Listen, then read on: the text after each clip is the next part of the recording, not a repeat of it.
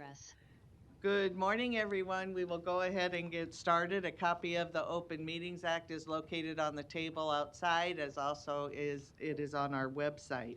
There is also an automatic external defibrillator that is on the back wall of the legislative chambers. Please stand for the Pledge of Allegiance. I pledge allegiance to the flag of the United States of America and to the republic for which it stands, one nation under God, indivisible, with liberty and justice for all.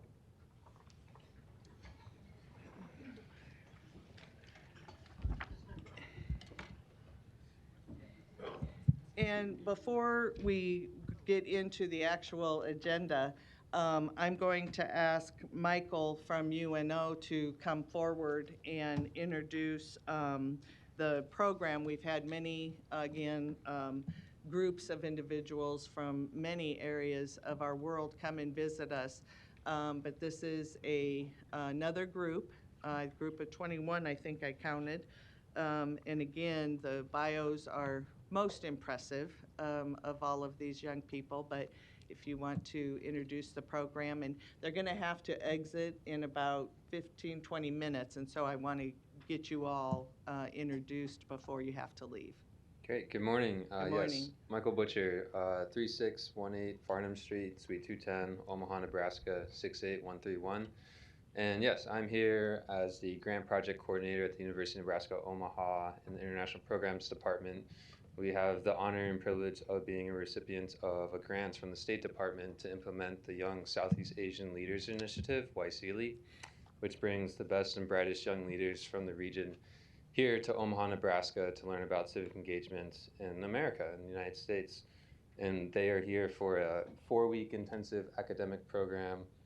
And then the final week we'll be traveling to New York and DC to see different parts of the United States. And they just returned from a trip to the Badlands, Mount Rushmore in South Dakota. So thank you very much for hosting us on this Tuesday morning.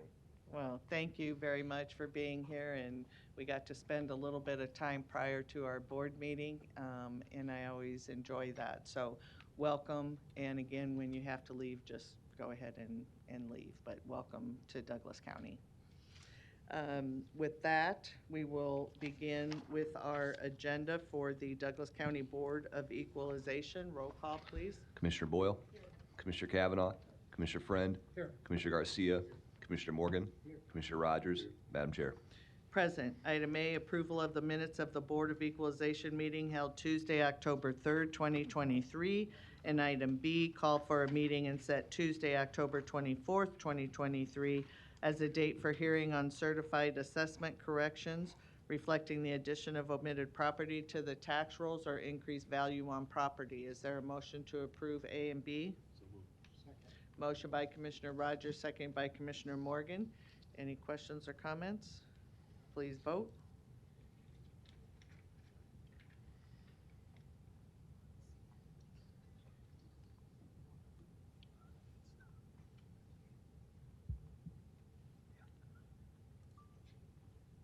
Motion passes 7-0.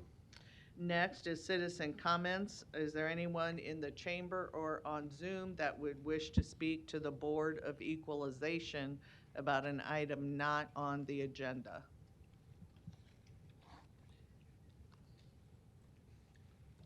Good morning. Morning. Larry Storr, 5015 Lafayette Avenue, Omaha, Nebraska 68132. This morning I want to answer what happened to me on the third meeting, and I brought with me some facts for you folks. A few days after that meeting, I received in the mail this package of information from the Islamic Center in, I believe it was Mississippi. This is the definitive word on the Islamic side of the political question. This book is the Christian side of the non-political question. We swore an oath just a few minutes ago under God, a pledge. You swore an oath to defend the Constitution. So if you choose to walk me out of here this morning because of my Islamophobia, that's fine and dandy, but you'll be violating the Constitution. Submit for the record. Anyone else wishing to speak to the board about an item not I'm on? not quite done, Marianne, thank you. Uh, I did send an email regarding this. I won't talk about all that. But in fact, you did violate my rights, but you also violated your Constitution. We did swear an oath just a few minutes ago under God. That is our God. We're a Christian nation. I was not Islamophobic. Okay, thank you, Larry. You're one of your own county employees did that, and your remarks later on in the day also were anti-Christian, if you ask me. Okay, thank you, Thank you. Larry. We haven't even started. Next are the resolutions. We have resolutions D through M. Is there a motion to approve? Motion by Commissioner Rogers, second by Commissioner Morgan. Mike? Mike Goodwillie, Douglas County Assessor, Register of Deeds Office. One of the resolutions, D, relates to an exemption application from St. Mark's. And I know there's a pastor here that would probably like to address that issue. Let me sum up. There's a long history here. St. Mark's Baptist owns 2 parcels, a church and a parking lot. And going back to late 2021, we sent out the usual reminder letter to file for a property tax exemption for each of your parcels to St. Mark's. And despite the usual number of reminders that we sent out to St. Mark's, we did not receive an application for either the church or the parking lot for 2022. So when the time to apply for a renewal of their exemption expired, then it was time to put a value on the property, and we send out a certified letter saying we're going to put value on the property because the property is no longer exempt. We received no response to any of that stuff. So the value went on the property for 2022. My understanding is the treasurer sent out a tax statement at the end of 2022, just like any other taxable property, and that those taxes have gone delinquent. Page ahead for 2023, we did not take St. Mark's Baptist off the list of organizations that we notify of needing to file for a property tax exemption. So we sent the usual reminders out again to St. Mark's. In early 2023, we got an application for the church, which we granted. But we never received one from the parking lot or for the parking lot parcel until the end of September, which is well past the drop dead date to file an exemption application in any given tax year. So hence the resolution to deny that particular application. Now, it's my understanding that, to put it mildly, that church has had some internal administrative issues. They have an acting pastor, and I think he'd probably like to address you. And so before you got rolling, I wanted to give him the opportunity to do that. And this is under item D. Item D, yes. Yep, hello. How are you? Good morning. Ralph Lassiter, 2409 North 161 Street, Omaha, Nebraska, 68116. Good to be here, but unfortunately under these circumstances. Part of my responsibilities as a pastor is to clean up things. And in this instance, I am serving as the interim, which means temporary, pastor for the St. Mark Baptist Church. I began working there in that role in the early summer. And in addition to doing some cleanup work for souls, I discovered that there were a number of administrative issues that needed to be corrected as well. In addition to what we're here to talk about, the church's corporate status had lapsed and it had been dissolved by the Secretary of State. That has been corrected. We also discovered that property tax exemption application was not filed, as was just stated, for both 2022 and 2023. Those applications have been filed a bit, should I say, late. So I'm here to indicate to you that the church did experience some fairly significant pastoral conflict in the spring of this year. The pastor left abruptly and the individual who had been accountable for the filing of various corporate applications such as this one also left. And unfortunately, the individuals who were remaining were not aware, unfortunately.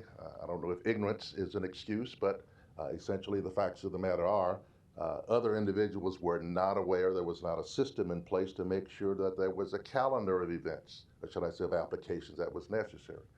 So we have implemented a calendar for all of these filings, and we're essentially trying to bring things up to date, should I say. I'm a firm believer that we should always do the right things for the right reasons. If you were to look at the history of St. Mark in terms of its property tax payments, you'll notice that there were none until 2022, and that was essentially the result of a lack of follow-through on those requirements. So I appreciate you listening and would appreciate any grace that can be extended to the church. Thank you. Commissioner Kavanaugh? You say you did file for the exemption late? Yes. Mr. Goodwillie, is there a record of that? We received the application for the church parcel in January of this year. Okay, we did not receive anything for the parking lot. And then there has been some correspondence back and forth. Treasurer Ewing's been involved. I think Commissioner Rogers has been involved a little bit. And after some of that correspondence, then we received two applications, one for the church, which was moot, and one for the parking lot, and we didn't receive them until the 29th of September of this year. Okay. So the church was okay. Yeah. They filed in January. Yeah. The parking lot did not meet the July 1 statutory deadline. So this parking lot heretofore had been exempt? Both parcels had been exempt through 2021. Okay. There was an application for neither in 2022, so they went on the tax rolls. But prior to that time, yes. So have you been in direct communications? Have you spoken with the Reverend or anybody from? I have not. I think one of our clerical staff has spoken to either the Reverend or somebody on behalf of the church. And then I've provided some information to both Treasurer Ewing and Commissioner Rogers on this as well. You know, I think in the past, on rare occasions, we have entertained good faith exemptions to this deadline rule. I understand there is a deadline rule. Would it be appropriate to maybe think about that in light of the history? I mean, this is a long history of they were exempt, they were exempt, they were exempt. They had some administrative hiccups, and nobody filed the appropriate piece of paper, but they are exempt. Well, the property is certainly being used in connection with the church. There's no question. We don't have any issue with that. Statutorily, the application deadlines are mandatory shalls. When the board when they have in the past granted such applications, we've not filed appeals. What I would put you on notice about is that the Department of Revenue does have the ability to look at grants of exemption by a county board and file their own appeal with the Tax Equalization Review Commission. What I can tell you is I don't think, the parcel's worth about $20,000, I think, is what the value is. I don't think we would take it up for that. So I can't urge you to do something the I statute understand. doesn't necessarily authorize. I'm understand. just telling you where it sits. I'm put in mind of my late colleague, Commissioner Foyle, in cases like this, would employ kind of an equitable argument. Let's seek to do what should be done. And, you know, maybe not technically 100%, all the Ts crossed and Is dotted. However, we're not talking about very much money here, are we? Well, whatever 2% of that is the tax bill, yeah. Do you have an idea what that dollar amount is that we're talking about here? Well, Commissioner Morgan is the human calculator over here, so I think is it? Okay. About 420 something. All right. Okay. It might be one of those rare occasions where we employ equity and seek to do that which should be done. I'm just saying. Sure. I would make a motion to grant the exemption in this one I case. second. Let Chris.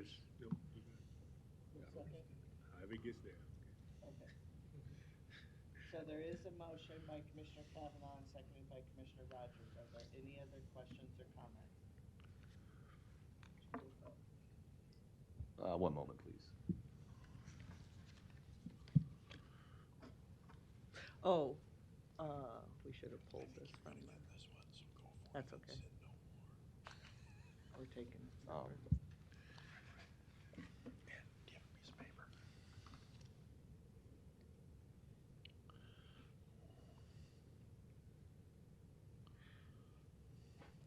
And Matt, are Dan, we just going to approve everything with that as an I was amendment? just gonna ask you to do that, Okay. since we already had a motion on the floor, this I is don't just a have her friendly phone amendment to number. grant the tax exemption to, But you might want to the reach out to item her on at- the back Okay. taxes issue. And was Like there, I say, I don't I was know under the if they're in impression the there might business be of helping others, on that, I haven't talked to but anyone it's the directly, only but I thought there might be board other I people know here for of other items on the, that has the ability on to on do the about Board of back taxes. Equalization. yeah.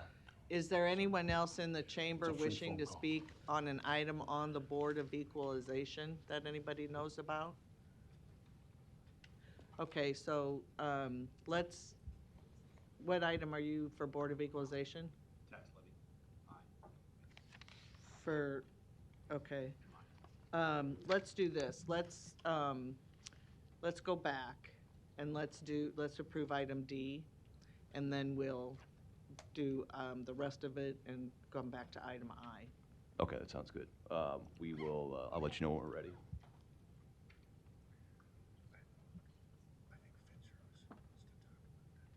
That's what, yeah, it's I.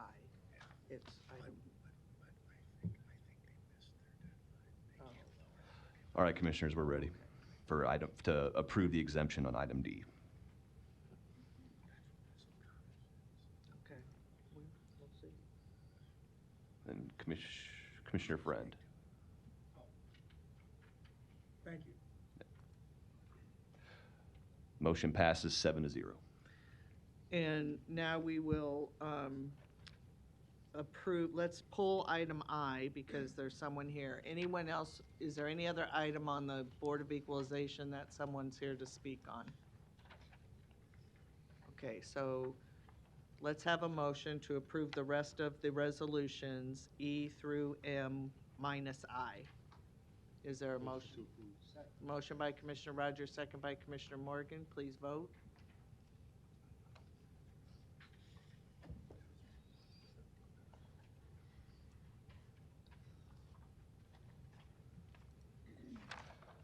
Motion passes 7-0. Okay, and now we'll do item I. Thank you very much, Commissioners. I hope this is the appropriate time to just speak to this briefly. There has been a couple of SIDs that has been come to my attention that have talked about adjusting their levy down lower, and I just wanted to take an opportunity to share with the board that there are interlocal agreements that are reached between the county and SIDs when SIDs get created and start building homes and things like that. There's a couple of those out there that the county has struggled with them getting them to meet their financial obligations.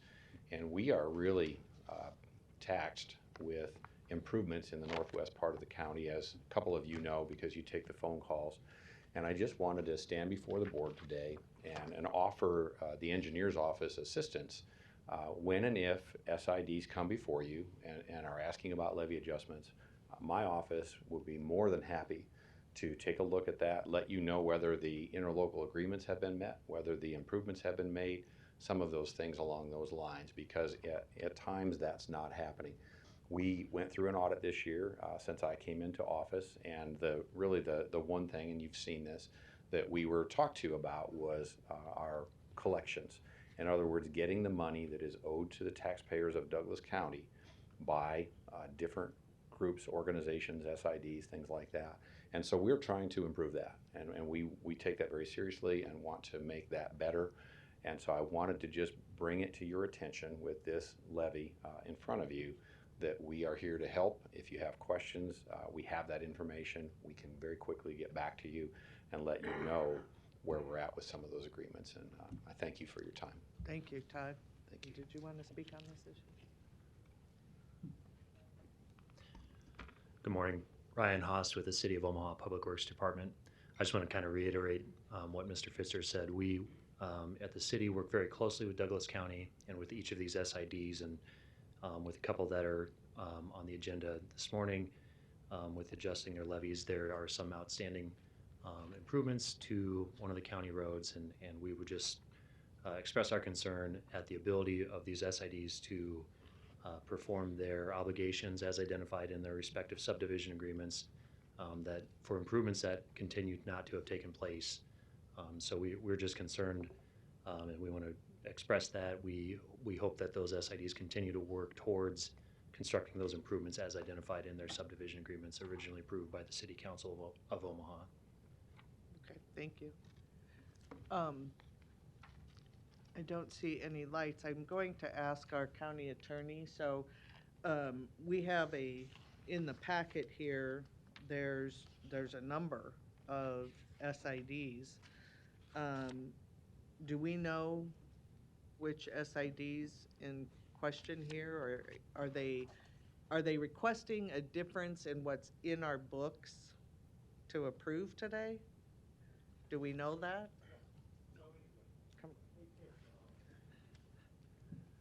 That's probably a better question for the attorney, Mary Ann. Okay. But two of the SIDs that are in the list are SIDs that have outstanding obligations, and we certainly want to work in good faith with them, but we do want it brought to the board's attention that there's unfinished business out there financially. Okay. Teresa? Teresa, your county attorney's office. I don't have any information about this item with regards to that at this time. We'd always be happy to work with Lori and the engineer's office. I can say that if it's a clerical error, the board has till November 5th, if that's what's happened, to make that correction. It would require a public hearing if that's what's happening.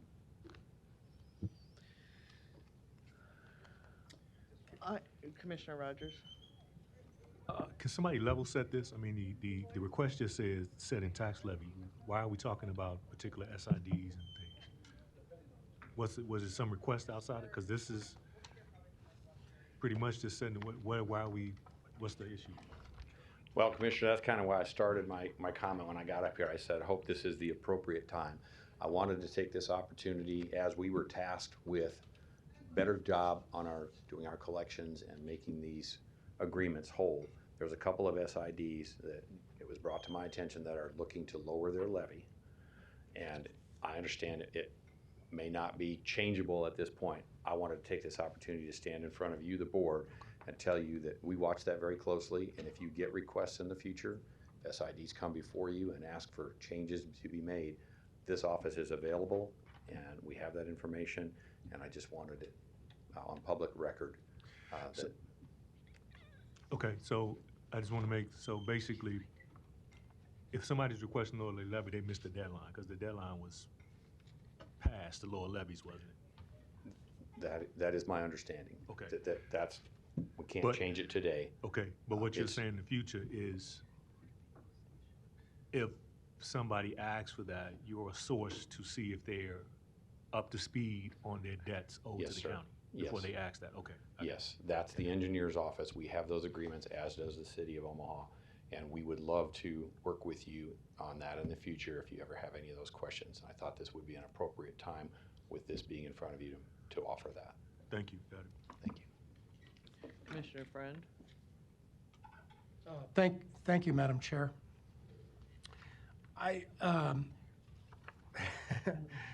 share my colleagues' confusion. I've been involved in this discussion for about a week now, more or less via email, and I think where the confusion lies, if we already set levy lids. So I think that where the confusion lies for I can't speak for my colleagues, where it lies right now is these two SIDs are up in my district. I know where they're at. I know what I've heard, but nobody's here to actually ask for a lowering of the levy lid. Now, if we approve this particular agenda item, nothing changes. So they're not going to get any relief until next year. That's my understanding. And I didn't research this with the help of the county attorney's office or anybody of that nature. But one thing that I'll add, and it's a little bit, it's not meant to be dramatic. What's really important when I actually talked to Engineer Fitzer, Todd Fitzer, about this is I cannot go a day without getting a call up in northern Douglas County about the roads not being adequate or prepared to deal with the type of growth that we have.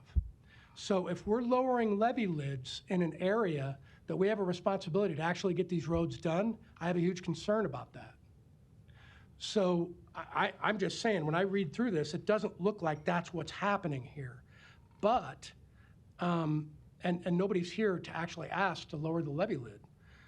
The only way it would show up on this document to lower it is that they come in here and ask for it, because we already set the levee lids. That's my opinion on this right now. And my editorial comment is, we have to pay if Celebrity or Legacy or anybody else is building 400 home residential units up in northern Douglas County, up in Bennington or wherever else, though the contractual arrangements to get those roads done is simultaneous with that. And we have to meet those obligations. If we don't, then I don't care about getting the calls, but I don't have an answer for these folks when they call and say, how come State Street's still closed? We're doing the best we can based on the growth, but the bottom line is, you can tell I'm really confused, because if we're lowering levee lids right now, I have got to know. If what Ms. Urich from the county attorney's office says we have till November 4th to rectify any potential mistakes, then trust me, I will go out and rectify them. We'll get to the bottom of this. We can't lay this over. I would almost take the tack that we just approved this and move on. So I don't know if anybody wants to weigh in on my diatribe, but feel free. Well, I guess what we're approving these today, but there's no one here today from either of those two SIDs that would come up to this podium and make a request for their levy to be lowered. I'm just double checking. So once they're approved today, then we can't go back in and change them, other than if there were a clerical error found, but then they'd have to wait till next year. So I just want to make sure we're all on the same page on that. So the ones that we're talking about wanting to reduce aren't getting reduced because there's no request for them to be reduced. Not that I can see. Okay. Teresa, did you have? If I may, Teresa, your county attorney's office. So I don't know what the levies were last year, so I can't tell you whether the levy you see before you for a particular SID is the same, less, or more. But the SIDs did already set their levies, they submitted their budgets, those were sent in, those were reviewed, no changes were requested. There's a statute, it's 77-1601. It says that this board has to set the tax levies before October 20th. So my recommendation would be that you do act today, because we don't have another board meeting before the 20th. Right. That same statute also says that you have until November 5th, on or before, to make corrections for clerical error. It does require a public hearing, however. So if there's been a clerical error, that is something that could come back, and we have done that in prior years. Okay. All right. So did we have a motion and a second to approve item I? Motion by Commissioner Rogers, second by Commissioner Morgan. Any further questions or comments on this item? Madam Chair, do we want to include adjournment on this thing? Yes, we don't. Yes, that'd be great. Okay. Okay, thank you.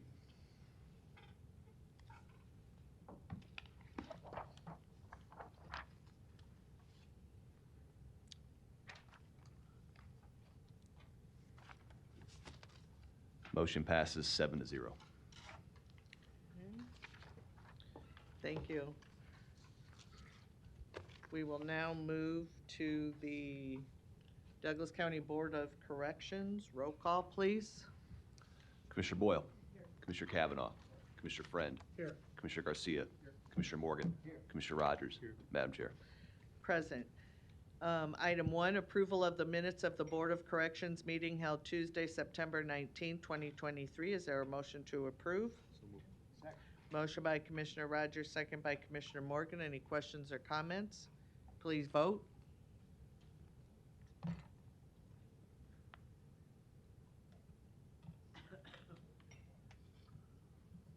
Motion passes 7-0. Citizen comments. Is there anyone in the chamber wishing to speak to the Board of Corrections about an item not on the agenda?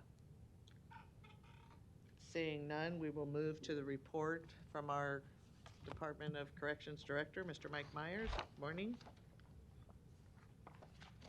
Good morning, Commissioners. You have before you my report for September of 2023. Following the third month of the, enclosure number 1, administrative services. Following the third month of the fiscal year, we were $965,693 under budget. There were $683,228 spent on overtime and costs in September. This is basically a direct reflection of there being three pay periods in September rather than the usual 2.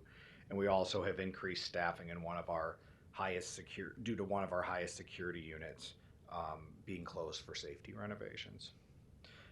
Our records department processed approximately $900,000 in bond payments during September. Enclosure number 2, Community Corrections and Reentry Services. The Sanction Center and Transitional Discharge Center placed a total of 22 individuals in community corrections, which saved 94 combined bed days. Work release admitted 12 individuals. House arrest admitted 50 individuals.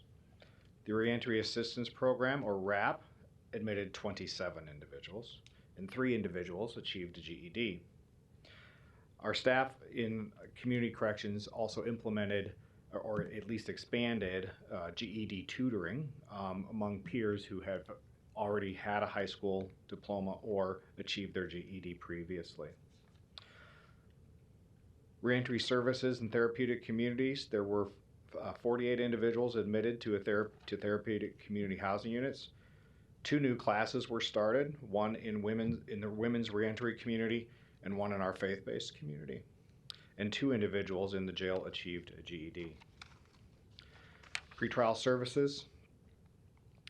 There were 261 individuals who were placed on pretrial release. Over the course of the month, there was a total of 1,177 individuals who were supervised on pretrial release. 453 of those individuals participated in the 24/7 sobriety program, and 142 individuals were supervised via GPS monitors. That saved approximately 3,531 jail bed days. And theoretically, I can't tell you that everybody who was on a GPS monitor would have not bonded out, but approximately, knowing that most of them wouldn't have, those bed days translated into a detention operational savings of $423,720 in just 1 month. There have been several new reports added to the community corrections and corrections reentry data. Please refer to those reports in Enclosure 2 for numerous new data elements which are now included. Enclosure number 3, compliance. We are in the home stretch of preparations for our American Correctional Association audit, which will take place the week of October 30th. Between the jail and community corrections, we have a total of 634 standards that we will demonstrate compliance with. Our accreditation hearing will take place at the American Correctional Association Winter Conference in Washington, D.C. in January of 2024.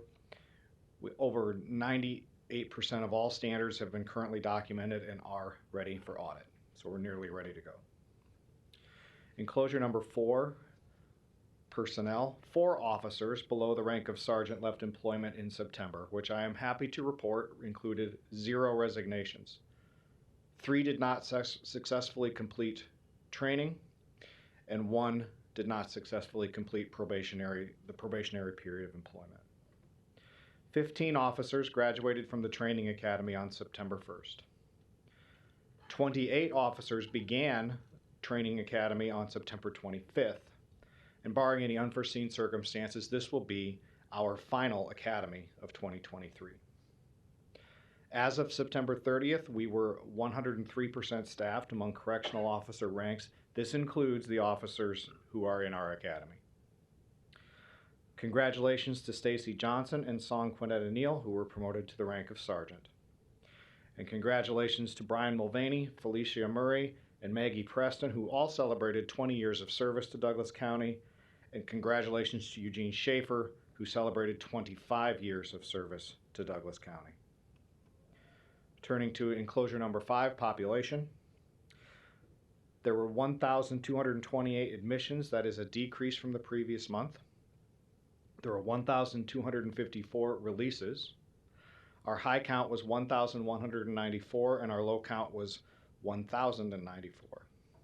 The average daily population basically remained the same. We had a decrease of 2 at 1,139. There were 65 custodial sanctioned bed days. That's a decrease. The U.S. Marshal population had decreased. The pretrial felony population decreased. The misdemeanor pretrial population increased. Probation violations remained stable. 19% of our population were between the ages of 18 and 24. 67% of our population were minorities. That is a decrease of 1%. 15% of our population were female. And 18% of our population were homeless or near homeless, and that's an increase of 1% from the previous month. Enclosure number 6, medical. There were 1,145 intake screenings, and there were 419 physical and health assessments completed. Inmates were sent out 29 times for emergent medical care. 6 of those were by 911. There were 7 hospital admissions, which resulted in a combined total of 25 days of hospitalization, and there were 47 off-site specialty medical appointments. Enclosure number 7, mental health. There were 169 initial psychiatric appointments, and there were 201 initial mental health assessments. The mental health infirmary placements, which were suicide precautions, were 120. There were 185 individuals placed on drug and alcohol withdrawal protocols. There were 19 Board of Mental Health referrals, and 4 individuals were referred to long-term psychiatric facilities, namely the Lincoln Regional Center. And in September, 44% of our population was diagnosed with a mental illness. Enclosure number 8, security operations and honor guard. Our crisis negotiation team, or CNT, was deployed 5 times. Issues addressed included attendance for court, compliance with showering, a cell extraction, and voluntary placement of an individual in a restraint chair due to self-harming behavior. Our Correctional Emergency Response Team, or CERT, was deployed 6 times. 2 were in conjunction with the CNT deployments. Issues addressed were to move all inmates from our highest security housing unit to another unit so that safety renovations could begin. Placement of an agitated individual in a restraint chair, and a cell extraction to move an individual to the infirmary. And I do want to point out that as of yesterday, our highest security unit is back occupied. We did ask the contractor to put all their resources in one unit to decrease the amount of time that unit was closed, and we were able to move everyone back to that unit yesterday afternoon. There were 5 searches of housing units conducted. Contraband recovered included modified items for tattooing, modified items to create a spark, a piece of metal which had been removed from a paper towel dispenser, and a small amount of hoarded medication. Our Honor Guard provided color guard services for the academy graduation and conducted training for all Honor Guard functions. Enclosure number 9, staff development, wellness, and retention. 16 individuals were interviewed for correctional officer positions, and there were 65 applications that were received. Our recruitment team participated in 4 job fairs, 2 in Omaha, one of which was a bilingual job fair, 1 in Kansas City, and 1 in Ames, Iowa. Recertification for PPCT, defensive tactics, continued for all correctional officers throughout September. That should be wrapping up shortly.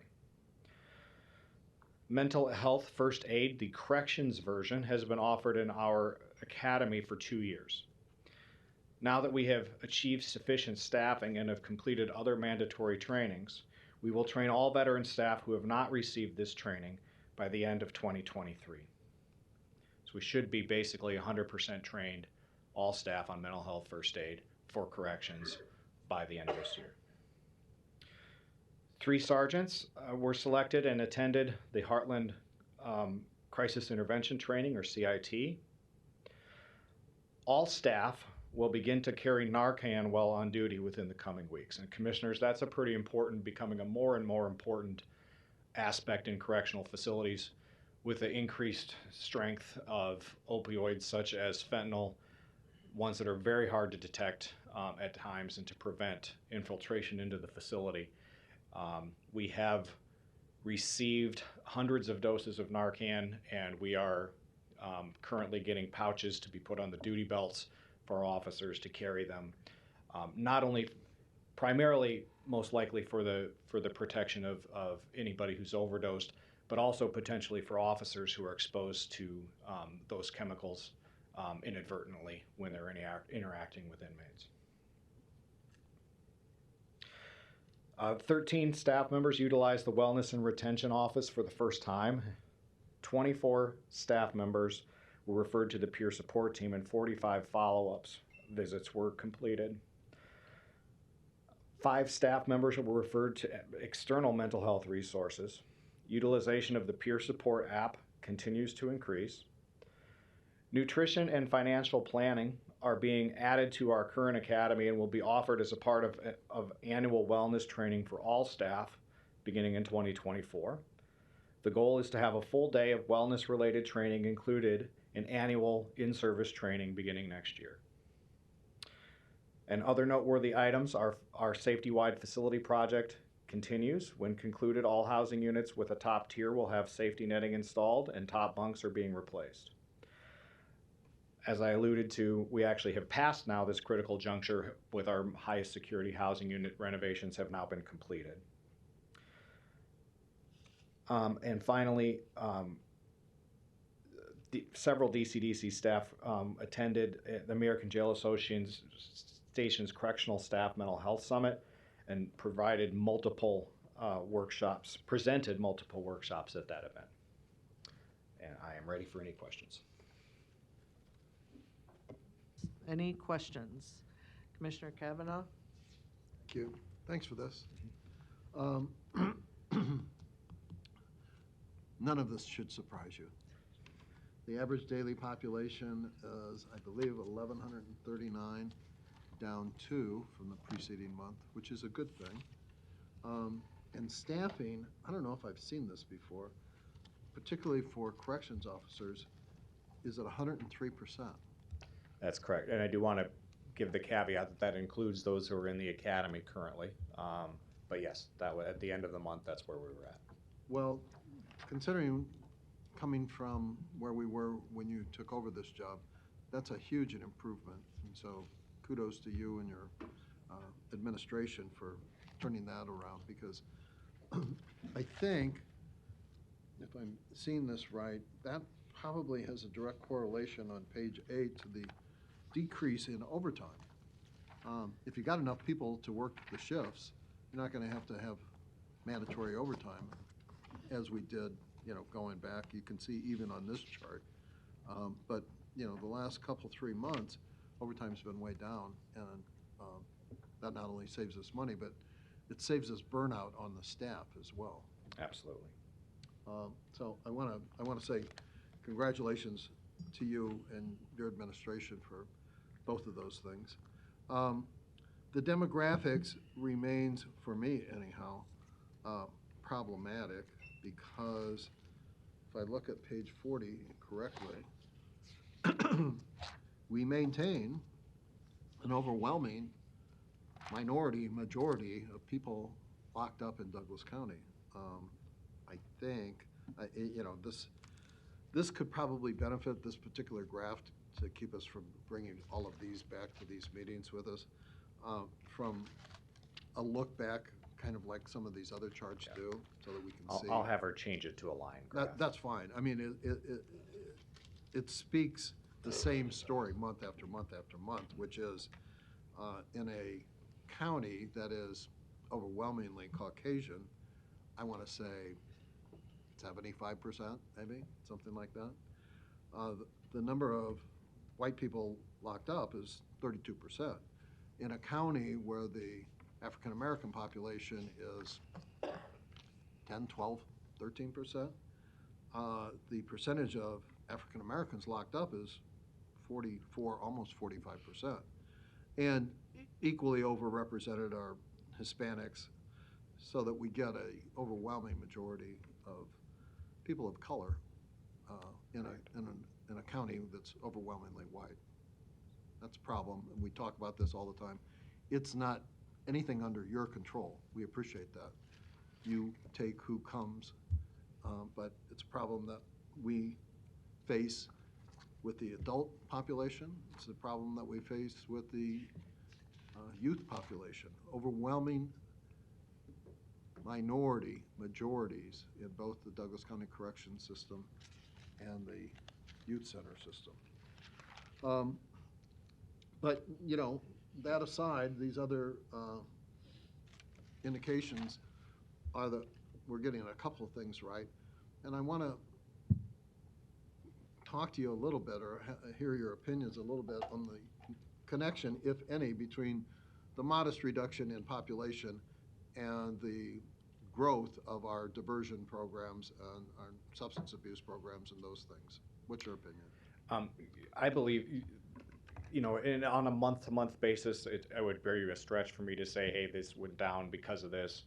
But as a trend, 1 minute.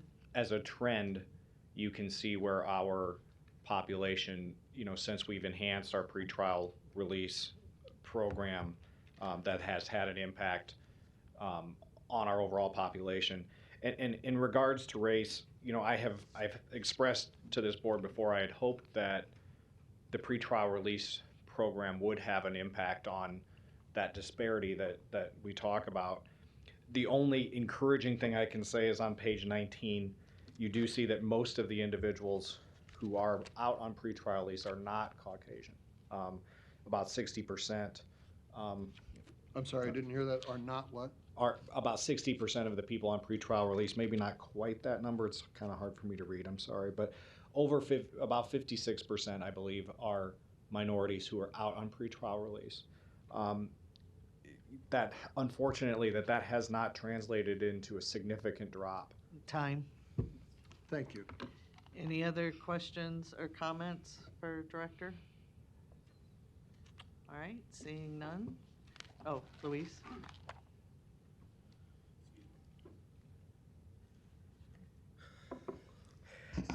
Luis Jimenez, 2709 Dewey Avenue. I heard the director say that the top bunks were being replaced. Does that mean they're being removed? No, the top bunks are not being removed. They are being replaced with versions that are safer for our inmate population. Okay. And then on the encouraging numbers, I don't have the report in front of me. But I do know that the county is seeing development out west, which is west,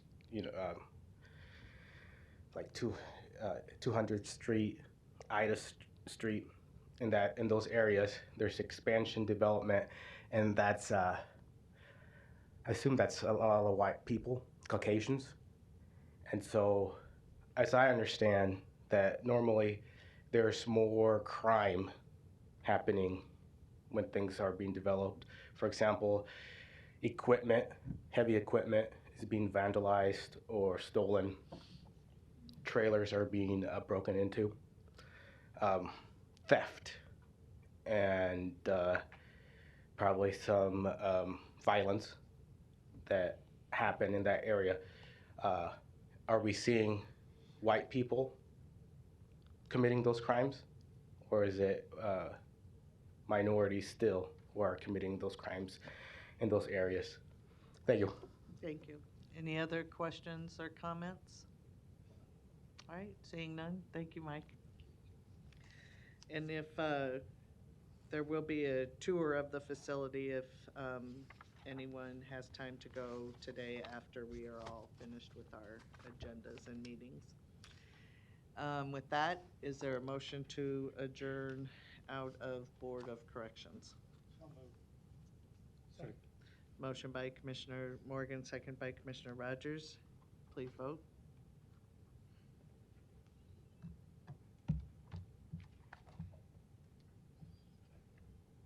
Motion passes 7-0. Agenda for the Douglas County Board of Commissioners. Roll call, please. Commissioner Boyle? Here. Commissioner Kavanaugh? Commissioner Friend? Here. Commissioner Garcia? Commissioner Morgan? Here. Commissioner Rogers? Here. Madam Chair. Present.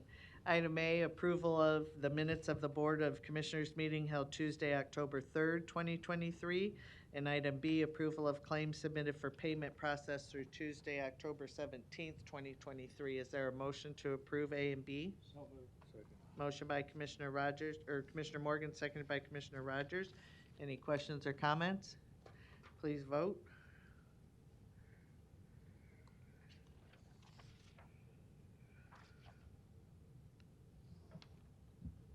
Motion passes 7-0.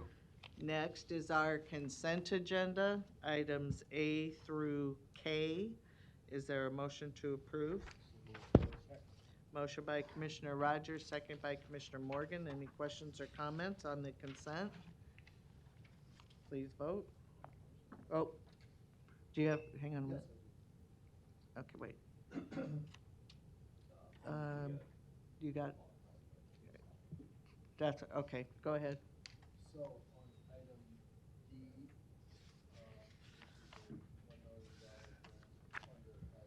D, Commissioner, sorry, now, there we go. Okay, thank you. are we good? Yes. Okay.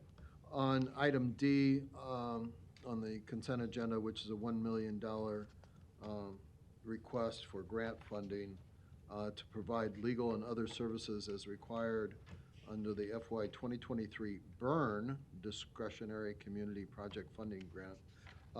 I guess, because of the large amount involved here, it might be good for the public to know what we're doing with $1 million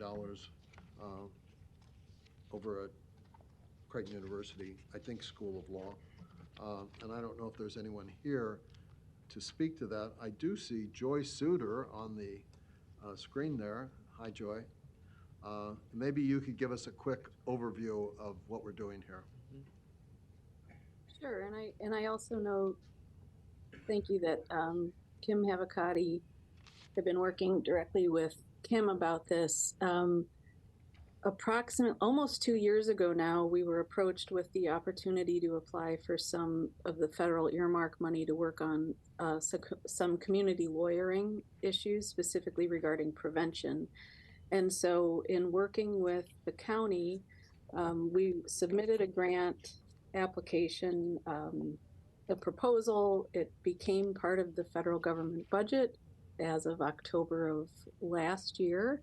And then all throughout this year, we've worked on following the procedure and protocol to submit a proposed grant and the like through the federal government. That has now been approved by the federal government. And so the last step is a contract between the county and Creighton to draw down these funds through the county to Creighton as the sub-awardee, or that's not the right term, but as the contractor to do the work. Now, in short, and I know that this information has been in front of the county before when it was approved to even proceed with this application and project, but in short, the goal is to expand the work of the Juvenile Justice Legal Clinic within the North Omaha community to provide 20 hours a week of free walk-in legal clinic services. We are well aware, those of us that work within the court system, that most of the families that we serve have more than one issue going on. And so through building up our staff by adding another staff attorney, by adding a social worker, a restorative justice coordinator, our goal is to be able to provide free 20 hours a week walk-in legal services. The only requirement is that someone has a child in their life under the age of 18, because it's all geared towards prevention. And then within the community of clinics at Creighton, but then also connections with other law firms within the county, doing our best to help families, one, deal with their legal needs timely and as quickly and swiftly and competently as possible, but then also buttressing up then that support to connect families to community-based services outside of court involvement. And so we have a 3-year goal that includes, again, partnering with community agencies, being responsive to community legal needs, but also providing monthly community education. We plan to continue to use Creighton's space at the Highlander Accelerator building on 2112 North 30th Street. So we're in the community, there's a parking lot, there are restaurants, it's easily accessible, but then we also go to people's houses as needed. But that's a little bit of a nutshell of what we have planned. I'm very grateful and excited and a bit overwhelmed at the prospect of all of this additional work, but I'm also happy to have that opportunity and excited about it. Happy to answer any questions you might have. Thanks, Joy.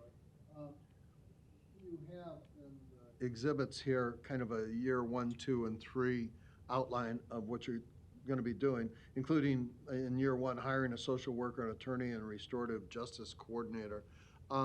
You know, we spend significant resources as a county, as you know, because you worked here, providing legal services to juveniles involved in the justice system. I'll come back. Commissioner Friend. Thank you, Madam Chair. And Joy, thanks for the information on the programming. Just so, if anybody is watching this, or out there, or they're going to watch it tonight or whenever, if you plug in, just so we're clear, this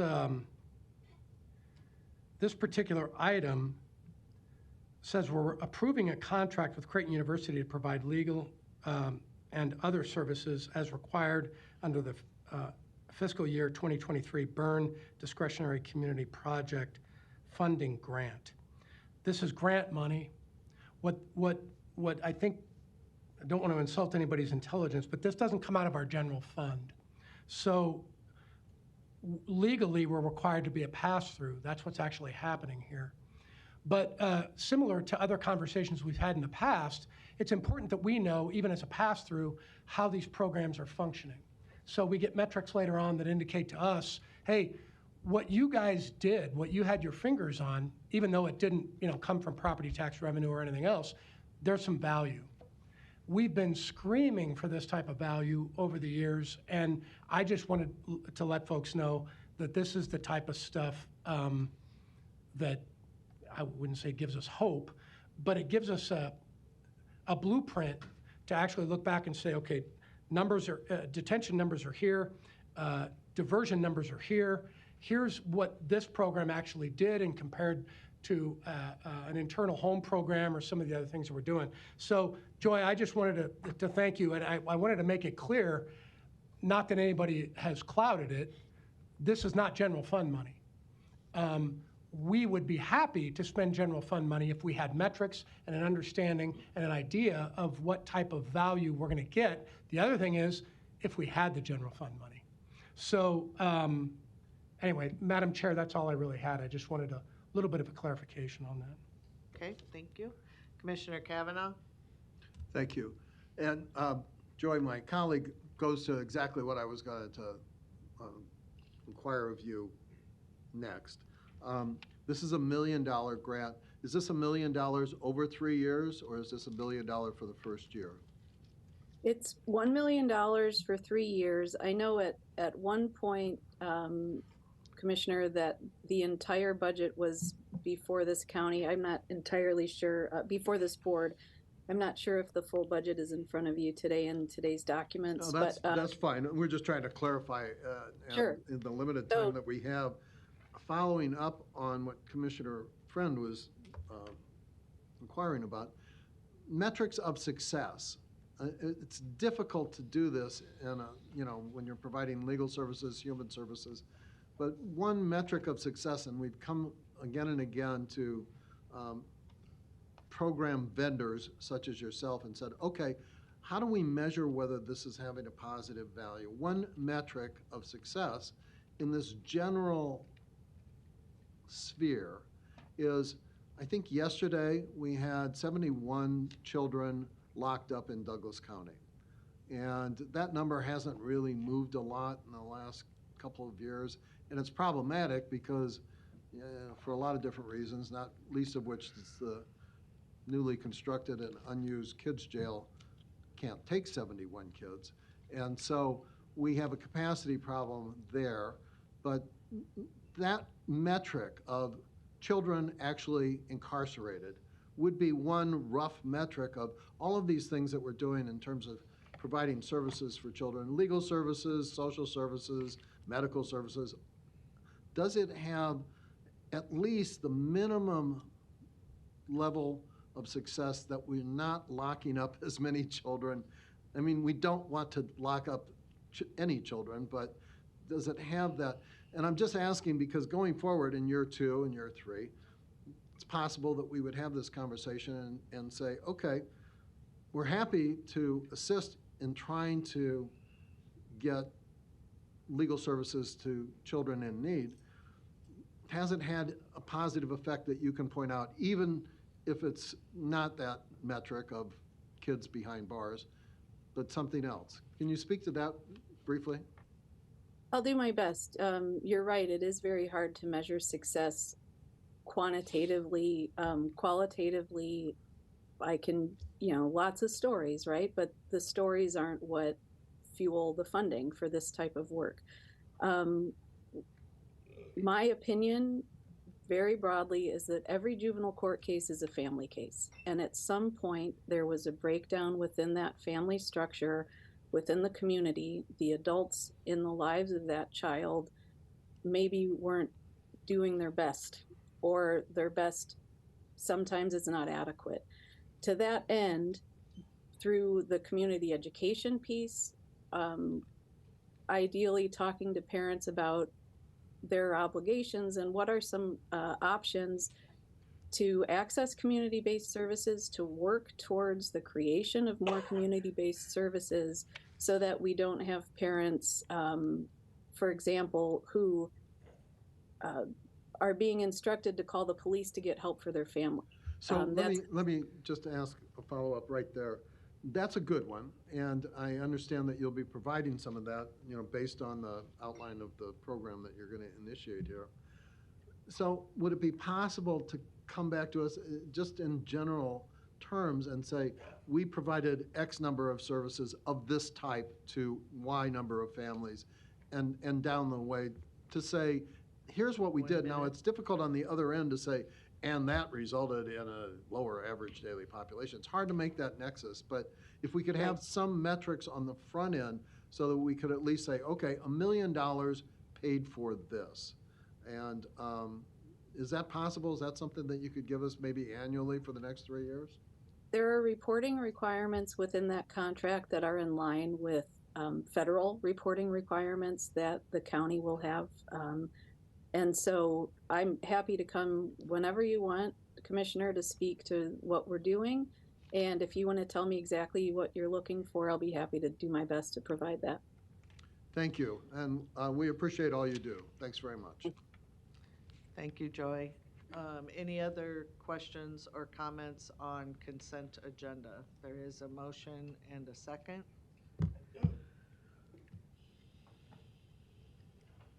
Hello, Joy. Louis Jimenez, 2709 Dewey Avenue. I have a question for her.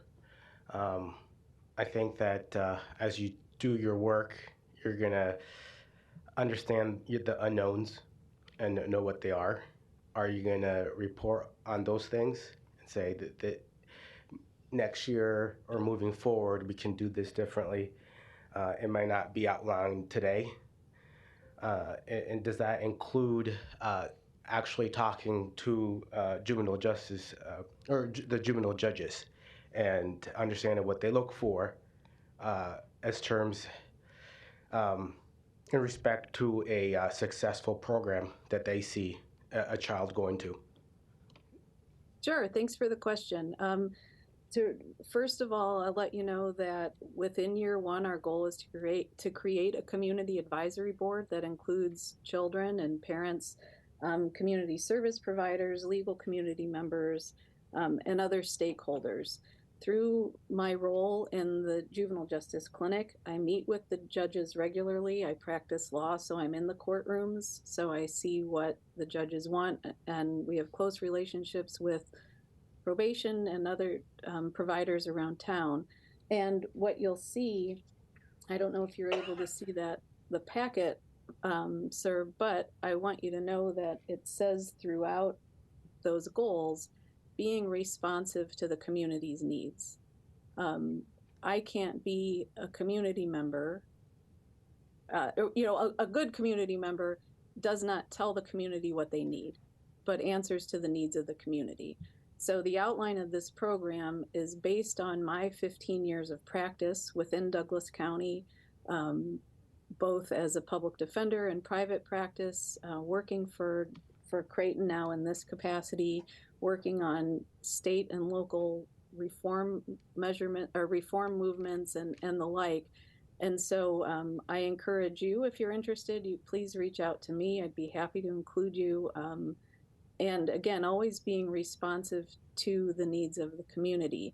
One of the things I wanted to say to Commissioner Kavanaugh as well is that within that budget that was approved by the federal government, there is room, if necessary, to adjust that, or and if there's money left, is to extend the work upon approval. So by no means am I interested in wasting money, in duplicating services, or in creating another,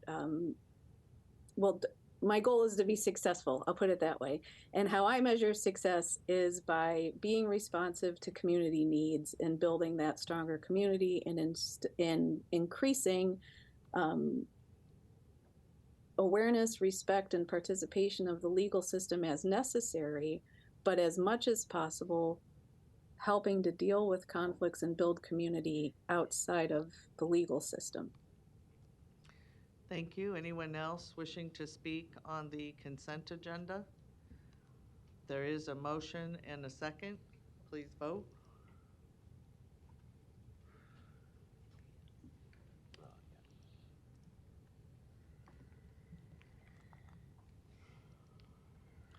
Motion passes 7-0. Next is a recognition condemning the recent terrorist attacks against the state of Israel and expressing its support for the Jewish people. This is brought to us by Commissioner Friend, so if you want to read the resolution. Yes, thank you, Madam Chair. Whereas the Jewish people have a long-standing and continuous historical, cultural, and religious connection to the land of Israel, and whereas the United States government has recognized the modern state of Israel since its creation and maintained strong diplomatic, security, and economic ties to Israel since then, and whereas anti-Semitism is a pernicious form of discrimination that is based upon unfounded conspiracy theories about Jewish people and includes attempts to delegitimize the state of Israel and hold it to standards expected of no other democratic state, and also to hold Jewish people collectively responsible for the actions of the state of Israel. And whereas anti-Semitic beliefs have led some to perpetrate violence upon Jewish people and institutions, including embracing a misguided policy that systematically seeks to isolate the State of Israel and the Jewish people politically, economically, and socially, with the ultimate end of annihilation. And whereas, beginning on October 7, 2023, violent extremists led coordinated and widespread terrorist attacks on the State of Israel and civilians in the Jewish state, including the murder and kidnapping of innocent men, women, and children. And these acts of violence should be widely condemned in the strongest possible terms. And whereas it is incumbent upon our national, state, and local governments to combat prejudice and acts of violence, including anti-Semitic discrimination and violence. And whereas this board desires to express its strong support for thousands of Douglas County residents who identify as followers of the Jewish faith, and to recognize the important ties of friendship, shared democratic values, and economic development between our region and Israel. And whereas Douglas County should continue to work toward promoting policies locally that will combat any residual impact of wide-ranging global conflicts, such as the attacks carried out on October 7th, 2023 against Israel. Now, therefore, be it resolved by this Board of County Commissioners, Douglas County, Nebraska, that this board hereby condemns in the strongest terms the recent terrorist attacks against the State of Israel and expresses its sincerest condolences to the families of those who have been killed and injured in those attacks, and further hereby expresses that this board will continue to support and defend the free practice of religion and will continue to support the Jewish residents of Douglas County during these difficult times and into the future. Dated this 17th day of October, 2023. Do I have a motion to approve? Motion by Commissioner Rogers, seconded by Commissioner Morgan. Commissioner Kavanaugh?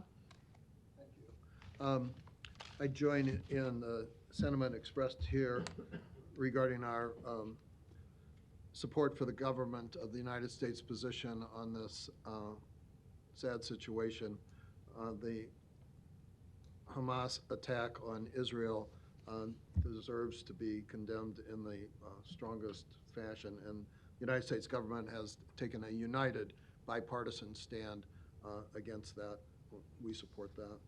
The fight against anti-Semitism is one that I have supported and engaged in alliance with the Anti-Defamation League here for the last number of years. As you'll recall, I've sponsored resolutions supported by the Anti-Defamation League speaking out against anti-Semitism in the United States. The irony is that the Palestinian people and the Israeli people are both Semitic peoples, and the fight here puts me in mind of something that I've personally experienced. I recently returned from Ireland, where we were celebrating 25 years of a peace agreement between two communities in Ireland, both Irish, who have been fighting for a very, very long time, up until 25 years ago. And now there is some type of peace between those communities. If we could move towards peace here, that would be a great thing. And, you know, one of the giant steps, we need to speak out against anti-Semitism because it is a hateful and pernicious philosophy, but it infects all sides of the equation. We recently, here in the United States, had a 6-year-old child brutally murdered about a week ago outside of Chicago because somebody perceived that he was a Muslim child. And we've all read the horrific reports of hundreds and hundreds and hundreds of children from both sides in the Mideast who have been killed in this most recent round of violence. This is sad beyond words. And if we can, in any small way, by taking a stand against anti-Semitism, bring these communities to the peace table, I'm all in favor of that, because war is not the answer. We need to live together. And we here in the United States, I think, have a great opportunity and have worked hard for a long, long time to see that our community, which is a mosaic of all peoples and all faiths from all over the world, does work together in a democratic society that allows for everybody's expression of religion, and philosophy, and politics, and thought. And that is our goal, is to do that in a peaceful manner. We have disagreements. We have disagreements on this board. But we try to disagree in a civil fashion, respecting the other person's basic rights. And that's what this is about. Everybody has the basic right to life, liberty, and the pursuit of happiness. And if we can do anything here in our small way to fight anti-Semitism and to support the rights of all people to life, liberty, and pursuit of happiness, I commend the sponsors of this resolution for giving us that chance, and hope that we can see a peaceful resolution to this tragic set of circumstances, and see 1 minute. a day when we all live together and respect each other in a world free of anti-Semitism.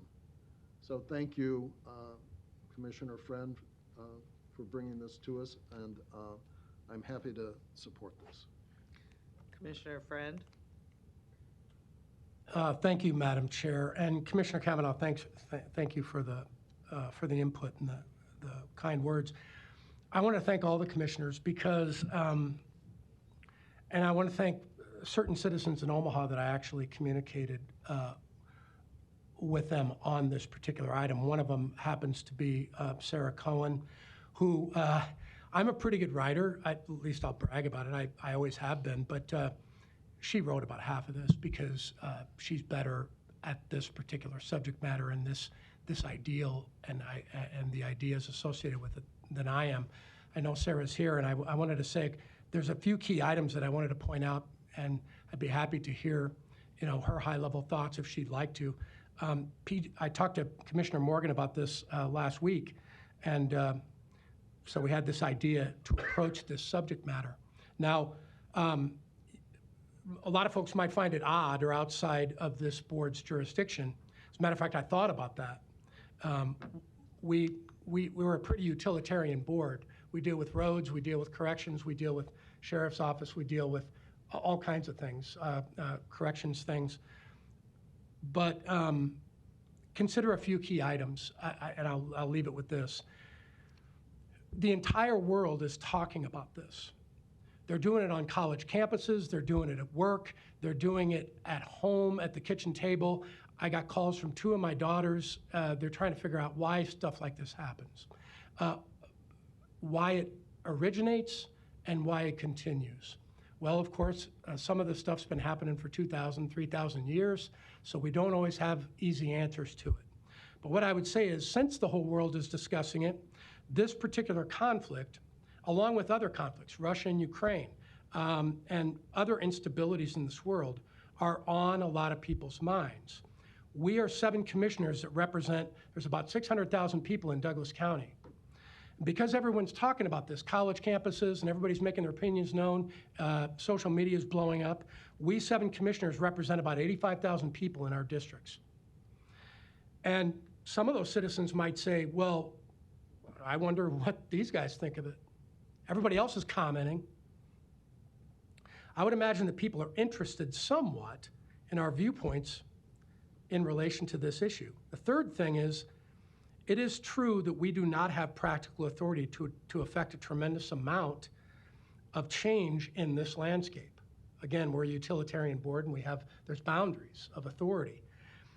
But like millions and millions of others right now trying to struggle with this type of dialogue and thought process, and the fight, the war, the conflict, call it whatever you want. I call it a war because there's been a few of them, and we should know the difference. This type of thing, while not binding, just like legislative items that we deal with on an annual basis and provide our input, which we have no tremendous authority over. We're just trying to influence ideas and thoughts. And also, much like we discussed detention numbers. We'd love to see detention numbers go down, juvenile and adult. Do we have a tremendous amount of control over that? Maybe not. But we'd like to see it happen, and we know that there are programs out there that we could drive that'll help us in these regards. We comment on other stuff all the time, and we've done it with a lot of resolutions. That's why this is here. Now, you can say, well, friend, you don't know what you're talking about. Happens a lot. But I can tell you that I appreciate this board's thought process on this. It's been a tough couple weeks, and it's going to continue. The tough part continues. And I'll just leave you with this finally. I was talking to my wife yesterday. My son, it's well documented. I've said it a few times. He's a lieutenant in the Army, and it concerns me. He'll probably be part of the Big Red One, and I would imagine he'll be going to Poland. Well, Ukraine and Russia is volatile right now, to say the least. I have no idea what's going to happen to Poland. All I know is I have a son who's going to be back there with a bunch of artillery waiting for the Russians' next move or our next move. So these type of things do not strike that far from us. And I just guess I wanted to weigh in. Madam Chair, Sarah is here. Sarah, I don't know if you wanted to make a couple comments or if other commissioners wanted to comment before. So. Yeah, we'll have Sarah come up as soon as Commissioner Morgan. Well, I appreciate all the commissioners. I called each and every one of you concerning this matter a week ago and spoke to you on the phone, and I thank you all very much for your participation in this. I want to thank Mike Friend especially putting this together. And October 7th was nothing more of an evil act like we've never seen before, really. But I wanted to ask Sarah, not give her permission to come up if she wanted to, but ask her to come up because of her excellent participation in the community and help with this. So, Sarah, if you don't mind, I'd appreciate it. And again, thank the other commissioners, all of you. Okay, one more second. We have one more light, Commissioner Boyle. Oh, did you get it? No, there we go. All right. Similarly, I know that Sarah was a big part of this. Just make the point again that these were heinous acts of people that aren't everyday citizens, and it's terrifying that just everyday people are impacted by this, and we have to make clear that just like Commissioner Kavanaugh alluded to, now there will be attacks against Muslims in general. We don't like anti-Semitism. We don't want anybody to be singled out because of their religion and persecuted as a result. On that note, though, I would like Sarah Cohen to come up as well. And the big question I have is really what can we do to support the Jewish community at this time? We are limited as a board with our jurisdiction, what we're allowed to do, but the big question is what can we do besides what we're already trying to do? So with that, if you'd like to come up. Thank you. Sarah, go ahead and come on up.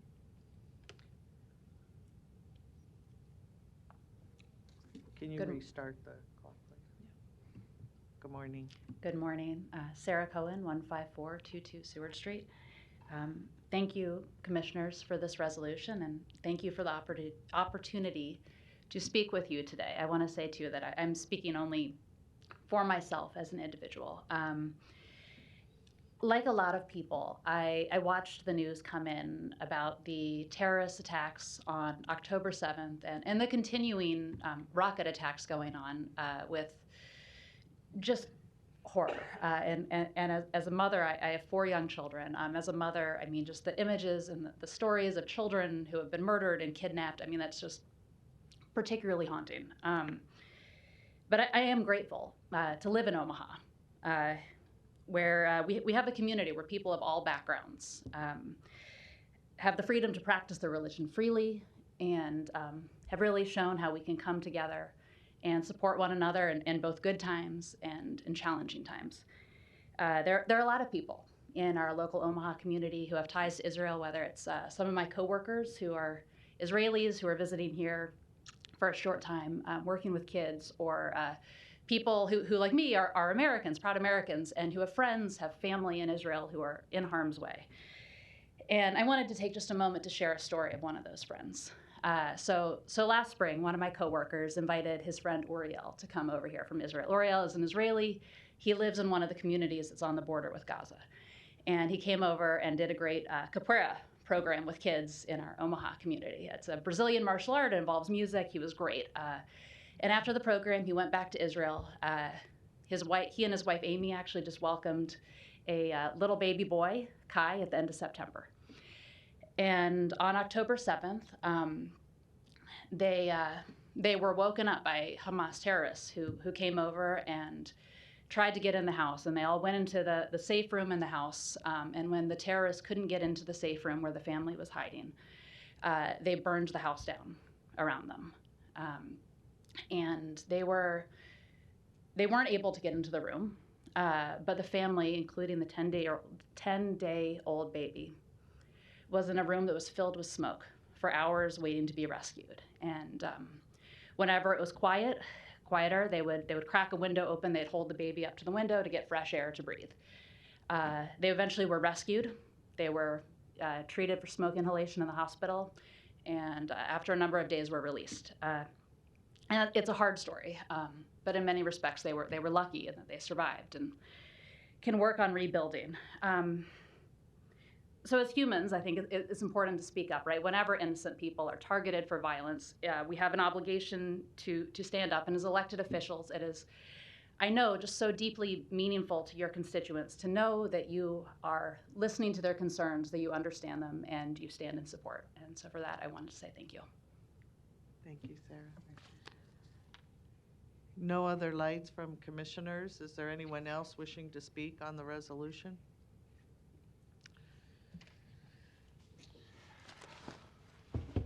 Larry Storr, 5015 Lafayette Avenue, Omaha 68132. I agree with you in spirit on the resolution, but it's entirely too mild. And the reason it is that this is evil.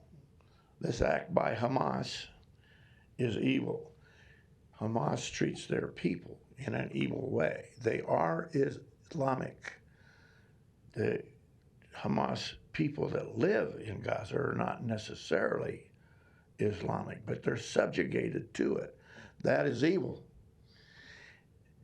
Islam has sworn to annihilate not only Israel, but also what they call the great Satan, which is America. Not my words, this is a bag full of different authors all over the country to explain it. There is no leeway in our religion, where there is only one true God, by the way, for Islam and the evil practices of the Islamists. That is a political system, and they're out to get you too. It needs to be said strongly in this resolution. A lot of words need to be changed because they're too mild, because you're afraid of offending somebody. Do you think the soldiers that died in the islands of World War II were afraid to speak about the evil of Japanese or the evil of communism? Why are we? This is evil. And as a Christian nation, which we just swore to, we are bound to call out evil and to speak against it, strongly against it. If not, we're not recognizing the one true God, and he has no obligation to recognize us. So maybe before you pass this resolution, you can rephrase it slightly today to put in the words evil, and that you're against the Hamas regime, a political regime of Islam, probably guided by Iran. And by the way, there is no race of people called Muslim. That's not a race. This goes back to, oh my gosh, 635 AD, after Christ was born, after death. Some political guy that interposed himself as one of the great prophets. this guy hijacked the Christian religion, if you want to read about it.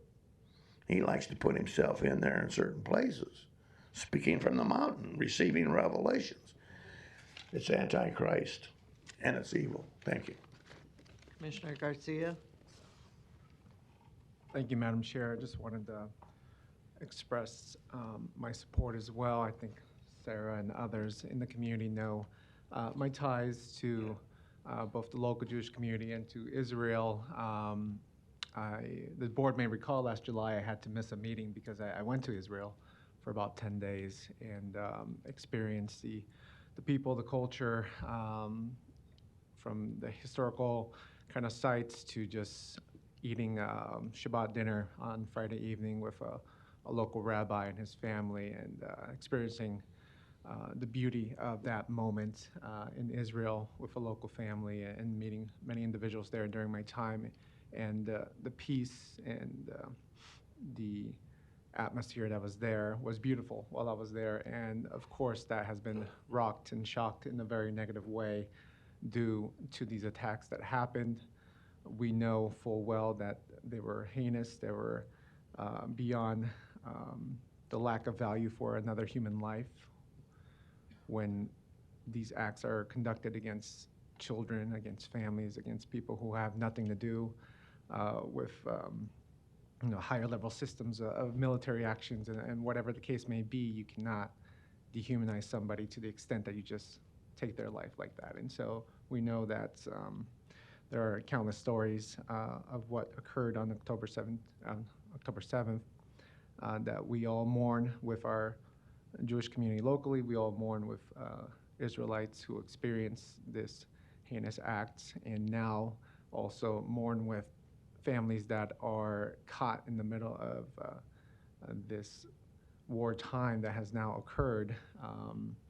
There are families that are now going through the atrocities of war in general, on both sides, as far as within the Gaza Strip and within Israel, and any family that is innocent, any child that is innocent that now has to be in the midst of this.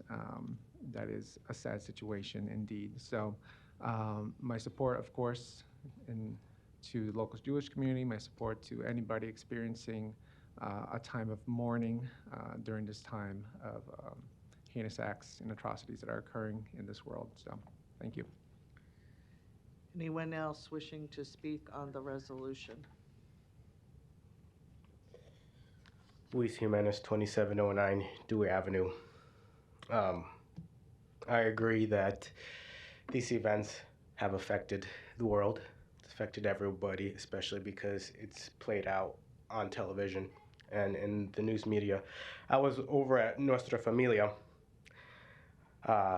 when I finally saw it on television. Right there where they have tables to eat, there's a big flat screen TV, and the reporter's like, so we're going to talk about the events over in Israel. And I thought about your resolution, and I was like, okay, I have to read the resolution, make sure that you don't say that the board is shocked by these events. You didn't have that on there. I think you should have a title for the resolution, so it's more apparent about what your focus is. You don't talk about the enemy that perpetrated these acts of slaughter, and then you don't talk about what happened after this event. You just talk about October 7th. We're still dealing with these events. Israel, the government is dealing with these events, and so much that now they're fighting a war of attrition against the people in the Gaza Strip, mainly in the north. So you got to evacuate, you got to leave because you don't get food or fuel because of the slaughter that happened by these number of people. There are perpetrators, and it's not the people in Gaza. this board talks about high-level individuals. Well, I'll talk to you about high-level individuals. There's a reason why we don't have peace in Israel today. Everybody wants peace. Everybody wants this two-state solution. Donald Trump, as president, wanted the two-state solution, but Netanyahu wouldn't give him the two-state solution. So now, these Hamas terrorists and their collaborators have information about how to break into Israel. Who do you think gave them that information? Iran. Who got the information to Iran? Putin. And who gave the information to Putin? It was Donald Trump, because he didn't get the peace that he wanted from Netanyahu. That's the kind of high-level situations that us commoners have to deal with. Nobody wants to hate on children, on parents, on civilians. But in Israel, acts of murder and killings are done by both sides, and it's been happening for decades. And that's why I was like, okay, if you're gonna have a resolution, don't say that you're shocked. You weren't. I mean, you didn't say that you were shocked. It hurts my heart. It hurts everybody's hearts to see these images, especially if you are there or you know people there. Your body aches. My body doesn't ache for it. My heart hurts, though. But this violence needs to end, and we're here because information was shared with the Hamas terrorists. 1 minute. Thank you. Thank you. Anyone else wishing to speak during the resolution?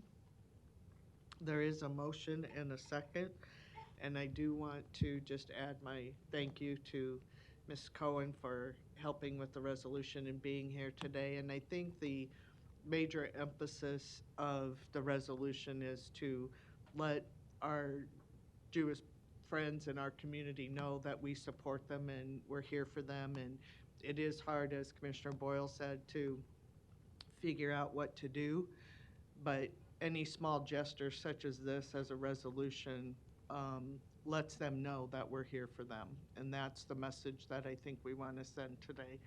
And so thank you for being here with us and helping with the resolution. With that, please vote.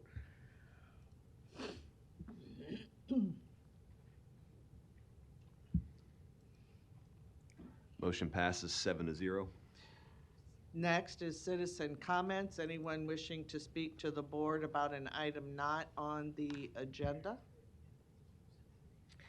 Seeing none, we have a presentation by our health director, Dr. Lindsay Hughes, on rabies update in Douglas County. Good morning. Good morning, commissioners. It's nice to see you again.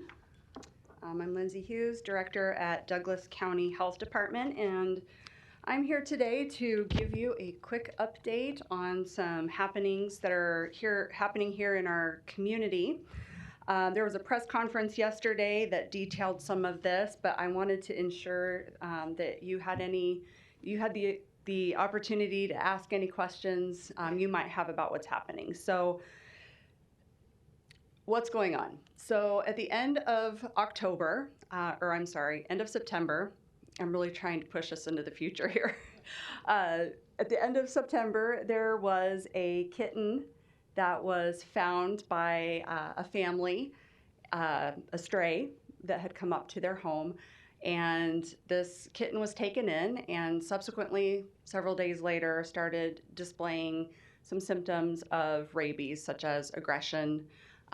The kitten did unfortunately pass away, and the veterinarian that saw that kitten had a high suspicion of rabies because of those behaviors, so sent that kitten for testing.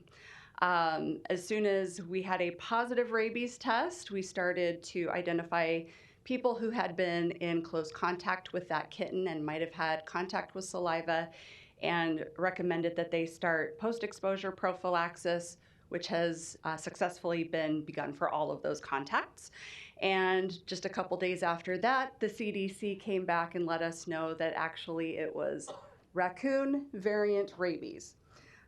Why this is important is raccoon variant rabies is not something you typically see in a cat, and typically you would not see west of the Appalachian Mountains. So this is really something that we typically see on the East Coast. Millions of dollars have been spent in mitigation for raccoon rabies variant on the East Coast because of the frequent interaction that raccoons have with domestic animals. And then, of course, we have frequent contact with our domestic animals that could potentially have exposure. So this, of course, raised a lot of red flags. Why on earth do we have a raccoon variant rabies case in an animal in Nebraska when this is something typically you see in like North Carolina? So what has happened since then is that DHHS called in the CDC to basically give us some expertise because they're used to dealing with this. Those CDC experts actually have come to Omaha and are here on the ground. We are hosting them at Douglas County Health Department, and they are setting up enhanced surveillance. What this means is they're going into basically a 3-mile radius from where that kitten was found to collect any dead, roadkill, dead animals that are found in parks or near homes, and testing those dead animals for specifically rabies and more specifically for this raccoon variant. We want to ensure that it's not actually here. And if it is here, if we do detect it in other animals, we want to stop any transmission from happening outward from those animals. So our CDC experts are giving us they're fantastic. I'm so glad that we have them to learn from and also to help us in this effort. Their testing started yesterday. They were on the ground as of Saturday and Sunday. So they are currently doing that.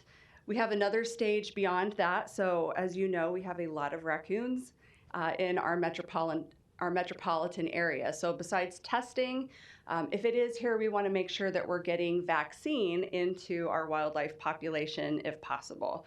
So the United States Department of Agriculture will be sending some biologists to Omaha, and their job is, first of all, going door to door in targeted neighborhoods and asking homeowners for permission to set wildlife traps on their property. They are clearly identified as USDA employees. They have hats and jackets and the whole shebang there, so they're pretty easy to pick out. Homeowners are welcome to ask for identification if someone knocks on their door. They've also sent out letters to homeowners asking for permission to set these traps. Once animals are trapped, and specifically we're targeting, of course, raccoons, they are able to check those traps, vaccinate those animals, and then release them right there where they were caught. So there's no harm to the wildlife. We're not collecting animals to send them for testing unless they're already dead. We are vaccinating them, releasing them, and then hopefully kind of getting that herd immunity, if you will, in our wildlife population, especially in our raccoons. So those are the big activities that are happening in our community, and we really wanted to ensure that our community was aware and knowing that we really need their help in order to make sure that we're preventing this raccoon variant of rabies from spreading in our community. And I think that is kind of the down and dirty of what's really happening here, and I am very happy to answer any questions that you guys have for us. Thank you. Commissioner Boyle? Yeah, thanks for that update. It seems like a bit of an overwhelming task to try to trap a bunch of raccoons and get them vaccinated. So the question I have is how do you know how many raccoons to catch, and then like, what's the raccoon population in the area? And I'm asking because this is a lot of my district involved. And then how do you know the percentage to get? And so how long will this go on where folks are going to be having to track the raccoons? So my understanding is that probably sometime next week is when the actual trapping will start, and it'll happen for I believe maybe 10 days to 2 weeks. And the goal is to trap about 1,000 raccoons, and I think that the experts at the USDA did their calculations based on what our projected raccoon population is, so that they knew how many they wanted to do. So right now, that's the goal. I will say that we're very early on in this response, so if we find new information, those plans could change. So they might need a longer trapping time or a shorter trapping time, and we just don't, unfortunately, have every detail on that just yet. We certainly will keep the community updated as we have more information on that. But yeah, that is the goal, is to trap about 1,000 raccoons, which is, you're right, sounds pretty overwhelming, but they do this every day. This is their expertise, and so I'm sure that they'll do a fantastic job with it. And also, do you know if there's any way to figure out if this, it's obvious the kitten was probably born here, but if this was a cat maybe brought here from the East Coast, or is there a way to determine if it's something that's new and emerging here? That's such a good question, and unfortunately, we probably won't know the answer necessarily, but right now we are hypothesizing, because we haven't seen any raccoon rabies in wildlife between here and Appalachia, that it probably was a translocated case. So essentially, mama cat probably was brought here pregnant. It's possible she could have already been carrying rabies. It has a very long incubation period at times, depending on the bite and exposure that happens. She could have, had her kittens and transmitted it directly to this kitten, or there could be, a case of an actual raccoon that has raccoon rabies here that we would, of course, want to know about. And that's really what the purpose of this enhanced surveillance project is to see, okay, is this something that's actually here in our wildlife population, or is this, kind of this isolated case where maybe this kitten essentially was translocated from somewhere on the East Coast. We don't have any detail. Nobody in the neighborhood knew where the kitten had come from. We did not identify a mama cat or any other kittens that would have maybe been part of that litter that I am aware of. As of yesterday, we hadn't. And so, unfortunately, it's hard to answer that question with certainty at this point. So then what advice do you give to citizens to help prevent the spread of this? Absolutely, great question. So first and foremost, vaccinate your pets against rabies. That is the most important thing you can do. The rabies vaccines have been in use for a very long time. They're very safe and they're very effective. So we definitely want people to know about that. We would prefer if people didn't let their pets wander around loose. So we're not saying you can't go out and walk your dog. Absolutely do that. But if your dog or your cat likes to kind of go explore the neighborhood, this might not be a great time to allow that. We also really want to encourage our families to answer the door if they hear a knock and they see someone from the USDA standing out there. We would love to have our community's participation in getting those traps set. The area is a lot of neighborhood and a little bit of parks and a little bit of urban, and so if we don't have the cooperation of our homeowners to help us with this, we may not reach that goal. So we are certainly encouraging that. It is an absolutely humane type of trap. There is no pain or injury to the animal. It's your typical cage type of trap that has a bait in there that is attractive specifically for raccoons. And those traps will be checked frequently, and we will get them released as quickly as possible. We recommend that if people do see wildlife or other animals out in public or near their home that are acting strange, that they should call the Humane Society. Commissioner Morgan. Dr. Hughes, thank you for being here. And I know you were on the news last evening also about this. It's nice to have you here when you're not talking about COVID. Thank you. But one quick question, and I don't want you to answer unless you're comfortable. I'd love to know if it was near 40th or 180th or northwest or southwest. If you can say where the cat was found, just might be nice to hear that, but you don't have to answer if it's something you shouldn't. Absolutely. We're not releasing the exact address where that No, I kitten don't was want found, but I can tell you that the radius that we're working in right now, it's about a 3-mile radius, and it is F Street to Fort Street, so F Street on the south to Fort Street on the north, and then 72nd all the way to the Missouri River. At this point, we're not going into Iowa or down into Sarpy County. Perfect. Thank you for that. Absolutely.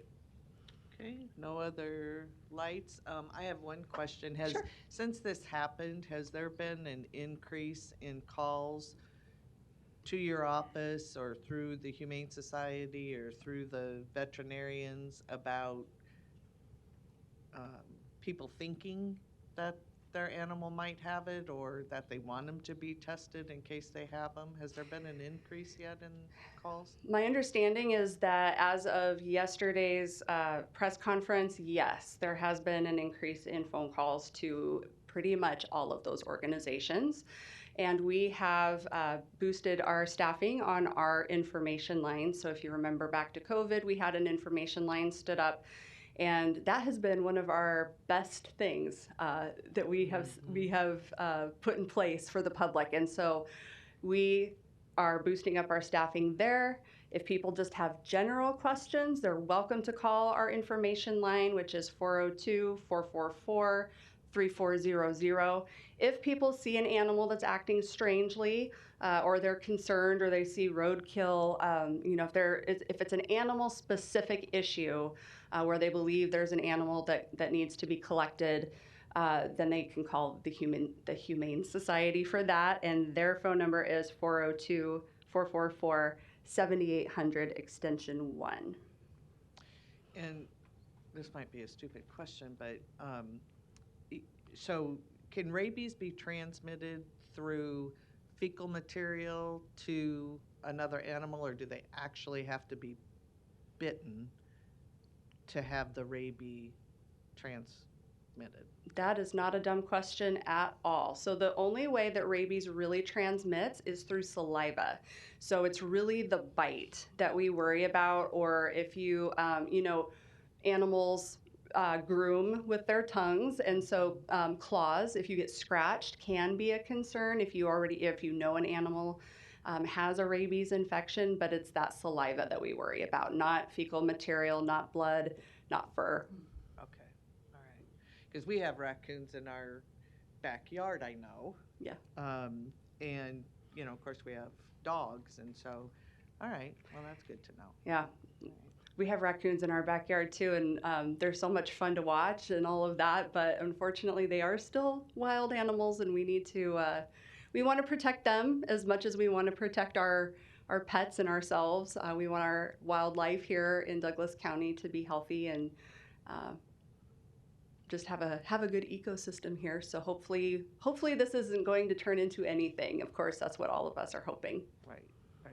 Okay, one last question. If Sure. you have a pumpkin in your backyard and it's getting half eaten, which we think is a raccoon, is there, and of course saliva, could it be transmitted that way?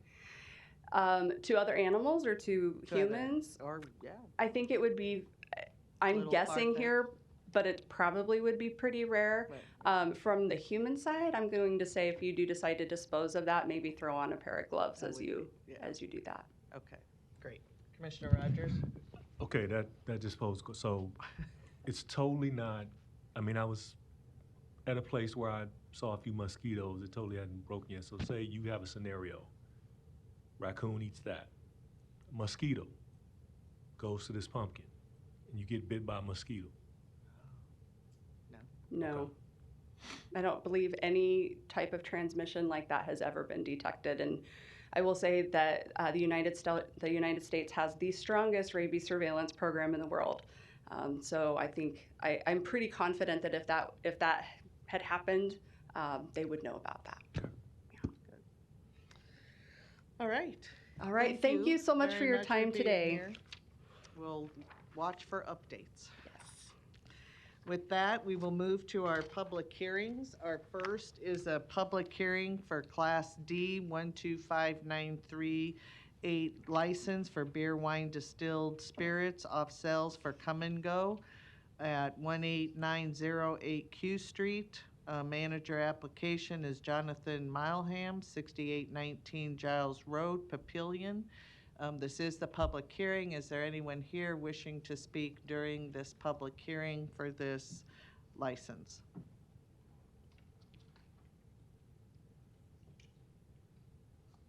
Good morning. Good morning. Jason Johnson, 523 Forest Drive, Council Bluffs, Iowa. So district supervisor for Come and Go. So I believe legal told me they have all the paperwork in and submitted now. So I just wanted to make sure everything was okay. So that's all I wanted to say on your behalf. Thank you. Thank you. Anyone else wishing to speak during the public hearing? Seeing none, I will close the public hearing. What is the will of the board? Motion by Commissioner Morgan, seconded by Commissioner Rogers. Please vote.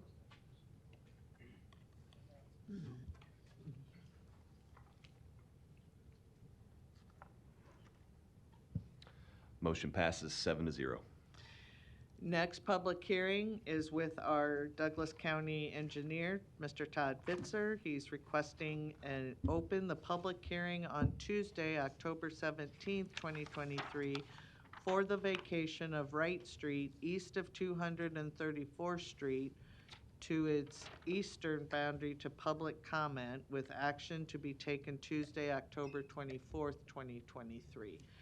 So with that, we will turn it over to Mr. Fitzer. Good morning. Thank you. Todd Fitzer, Douglas County Engineer, 15505 West Maple Road. My job today is just kind of like with most of our vacations to show you the issues that we have here in front of us. Much like the one we looked at a few weeks ago on Rainwood Road, this one is outside of the city, so it's within Douglas County's jurisdiction, but it does fall within the city of Omaha's overview. So it was presented to the Public Works Department and the Planning Department, who approved the vacation of this, sent back to the county. So we're proposing today and recommending that we vacate this property. So to show you where it's at, it's this little black etched piece, and I've got some closer views of that. The property today is bounded on one side by the Department of Transportation and bounded on the other side by private landowners.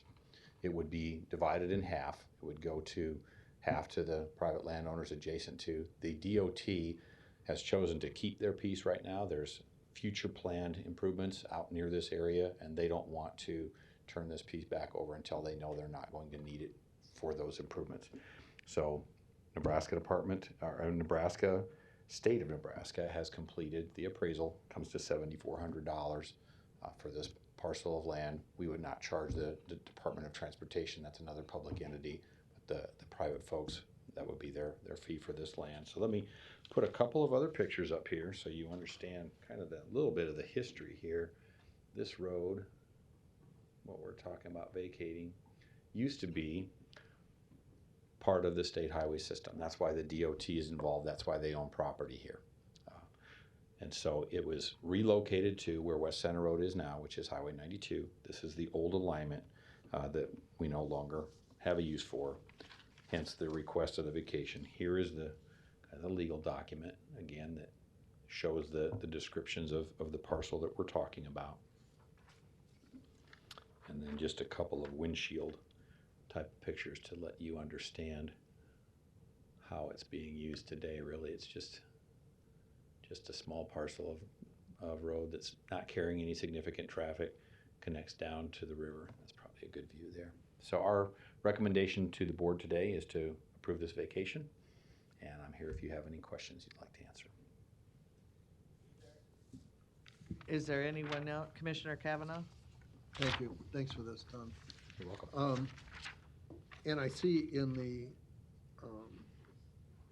contained information from you that we have a piece of property that is 58,649 square feet in extent. Is that right? That's everything. That is all in? correct. Yeah.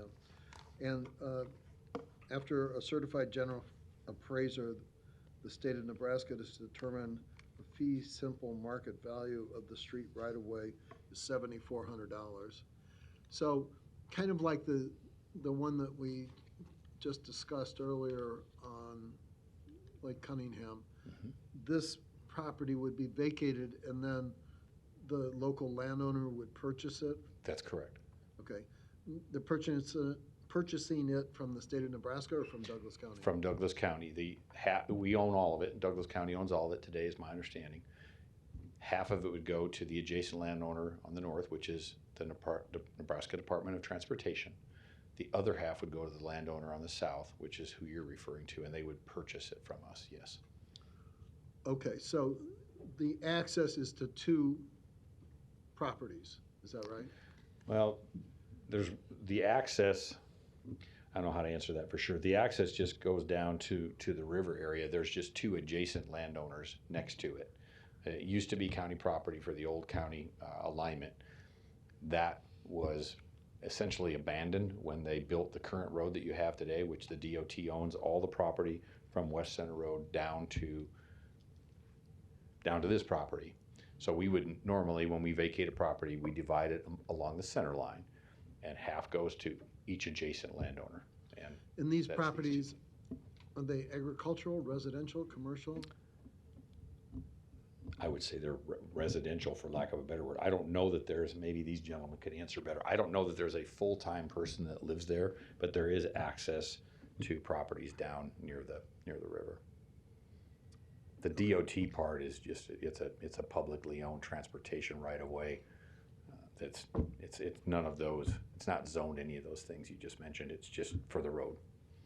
And this goes through, everything about this property goes from public to private. It becomes a private property. Well, half of it, the half that we would turn over to the adjacent property owners to the south would become private property. The other half goes to the Department of Transportation, and it would remain public property, but owned by the DOT, not the county. Okay. And the part that goes to private property goes on the tax rolls? That's correct. Thank you. You're welcome. Any other questions or comments during the public hearing? Yes, good morning. Good morning. Morning. Good. I'm John Wolbert. This is my brother Don Jr. 23637 Wright Street, Waterloo, Nebraska. So I live at the, I can't see it on that one. I live on the other end of Wright Street.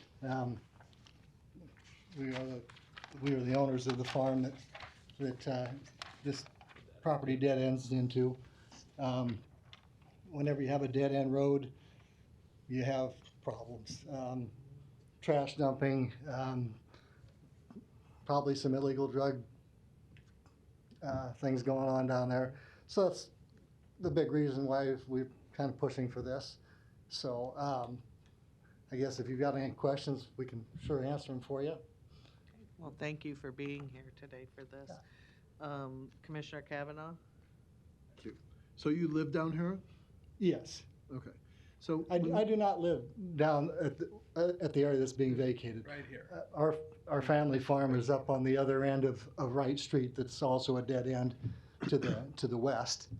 But our okay, family. But this entire road, is it access in part your residence? Yes. Okay. So when this becomes vacated and you buy it, it kind of becomes like a long driveway. Yes. Yes. And that's what you want? Yes. So we'd like to gate it off so that, yeah, people can't get down to that dead end area. Sure. Yeah. So sometimes it snows around here. What happens with snow removal out in this area? Well, right now it is a county maintained road. Yeah. And so the county plows the snow off of that, and they do plow it up to our farm. So, and that should continue the same. The part that goes to the east that you're vacating, we would be in charge of taking care of that. But it will be a closed road in the wintertime. I mean, all the time. So. Sure. there really isn't. So is this kind of an acreage, or is this a farmhouse? Is that a surrounding area of land that you farm? Our family owns 200 acres in that vicinity, this whole area from here across to the river, all the way back up through here. Okay. So, And it looks like it's in some kind of crops, right?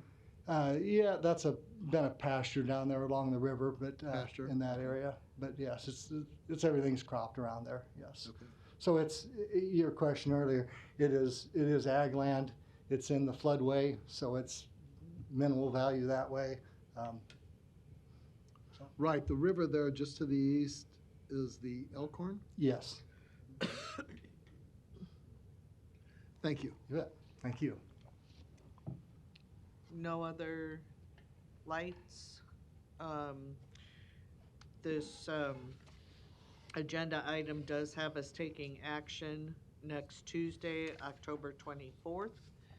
But with that, I can close the public hearing, and then we will have an agenda item for approval on October 24th. Thank you.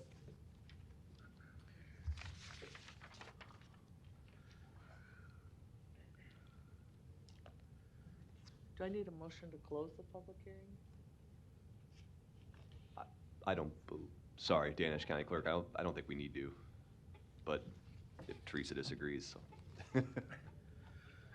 Just for the record, we probably, We can. yeah. Okay, motion to close the public hearing. Second. Motion by Commissioner Morgan, seconded by Commissioner Friend, and again, the action item will be on Tuesday, October 24th. Please vote. And this is, it might show up like you're approving the item, but this is just to close it. Close the public hearing, yeah. I'll just go ahead. No, you don't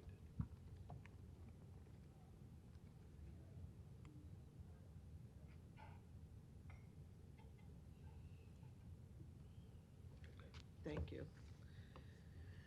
With that, the next public hearing, Motion passes 6-0. Commissioner Rogers is absent for the moment. the next public hearing is a Class C 126006 license for beer, wine, distilled spirits on and off sale for STA Circle LLC, DBA Circle at 19102 Q Street. The manager application is Thomas Mead of 8929 North 172nd Street in Bennington, Nebraska. This is the public hearing. Is there anyone here wishing to speak during this public hearing? Seeing none, I will close the public hearing. What is the will of the board? Move for approval. Is there a second? Second. Motion by Commissioner Morgan, second by Commissioner Friend.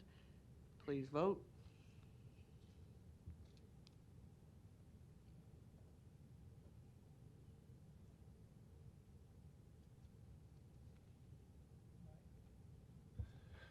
Motion passes 6-0.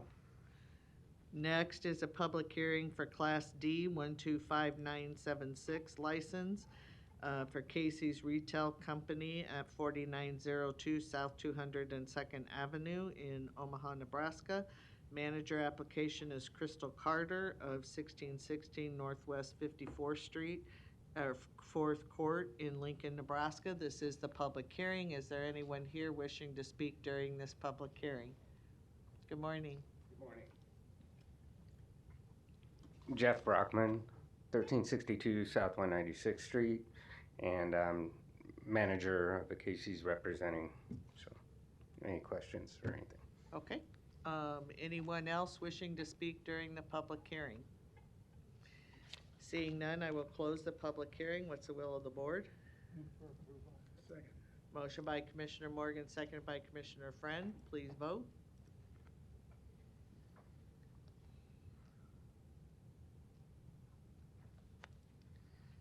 Motion passes 6-0. Thanks for being here today. Next is the committee meeting, committees. First is the finance budget report as presented. Next is the human resources, the weekly personnel report from civil service as presented. No legislation at this time. Item 3, discussion and action on election commissioner and deputy election commissioner salary.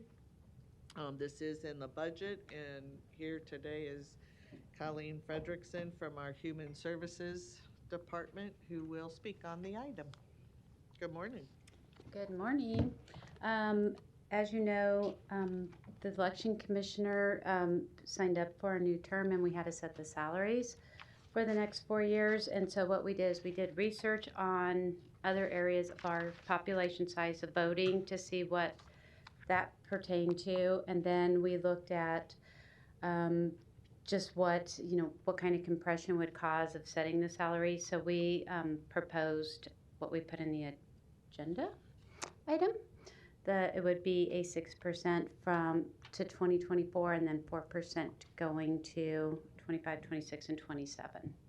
For both positions? Yes, for both positions, yes. Okay, all right. It's 6% from 23 to 24 and 4% for the remainder of his term, and for their terms. You're welcome. Any questions or comments? What is the will of the board? Motion by Commissioner Morgan, seconded by Commissioner Boyle. Any further questions or comments? Commissioner Kavanaugh? Percentage increase? Yes, it'd be 6% for 2024, which is we put the dollar amount in, and 4% for 2025, 26, and 27. So 6% for the first year and 4% for the following 3 years? Correct.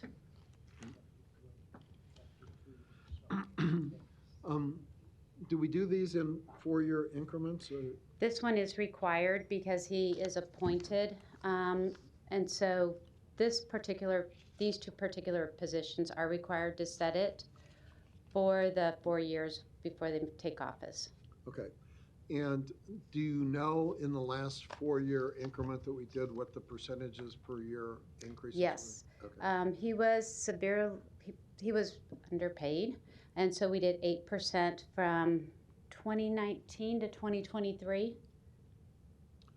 8% in total, or 8%? 8% for 2019, 20 for each year, 8% to get him up more into market with the other counties of our population for voters.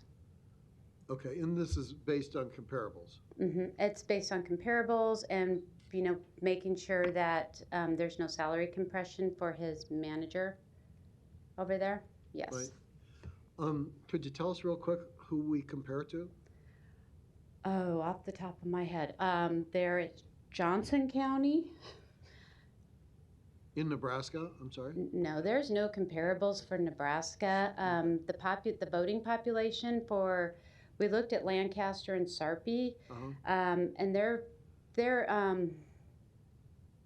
registered voters do not even hold a light to what ours are. Okay, so what, like towns, like is it Kansas City or is it Des Moines? Kansas City, there was one in Minnesota, Des Moines, let me think which other one. There was one in Colorado, but we kept within our area basically of the geographic. We did not go to Cook County, Illinois. Right, but we're looking for comparable population centers. Correct. Okay. And registered voters. Comparable population, yeah. Kind of break out. And these 4 were in that plus yes. or minus category? Yes, they were, yeah. Okay. And these percentages and these dollar amounts equal kind of an average of what those 4 are compensating their election officials with? Pretty much, yeah. There's one that's really under, so we kind of balanced them out. Right. So. Is it the same array of 4 that we used in the last go-round? Yes. Okay. And if you know, were we high, low, or in the middle of that array? Low. We were low. Low the last time. We're pretty much in the middle on the lower part, yeah. Okay. Thank you. Thank you. Thank you, Colleen. No other questions or comments on this?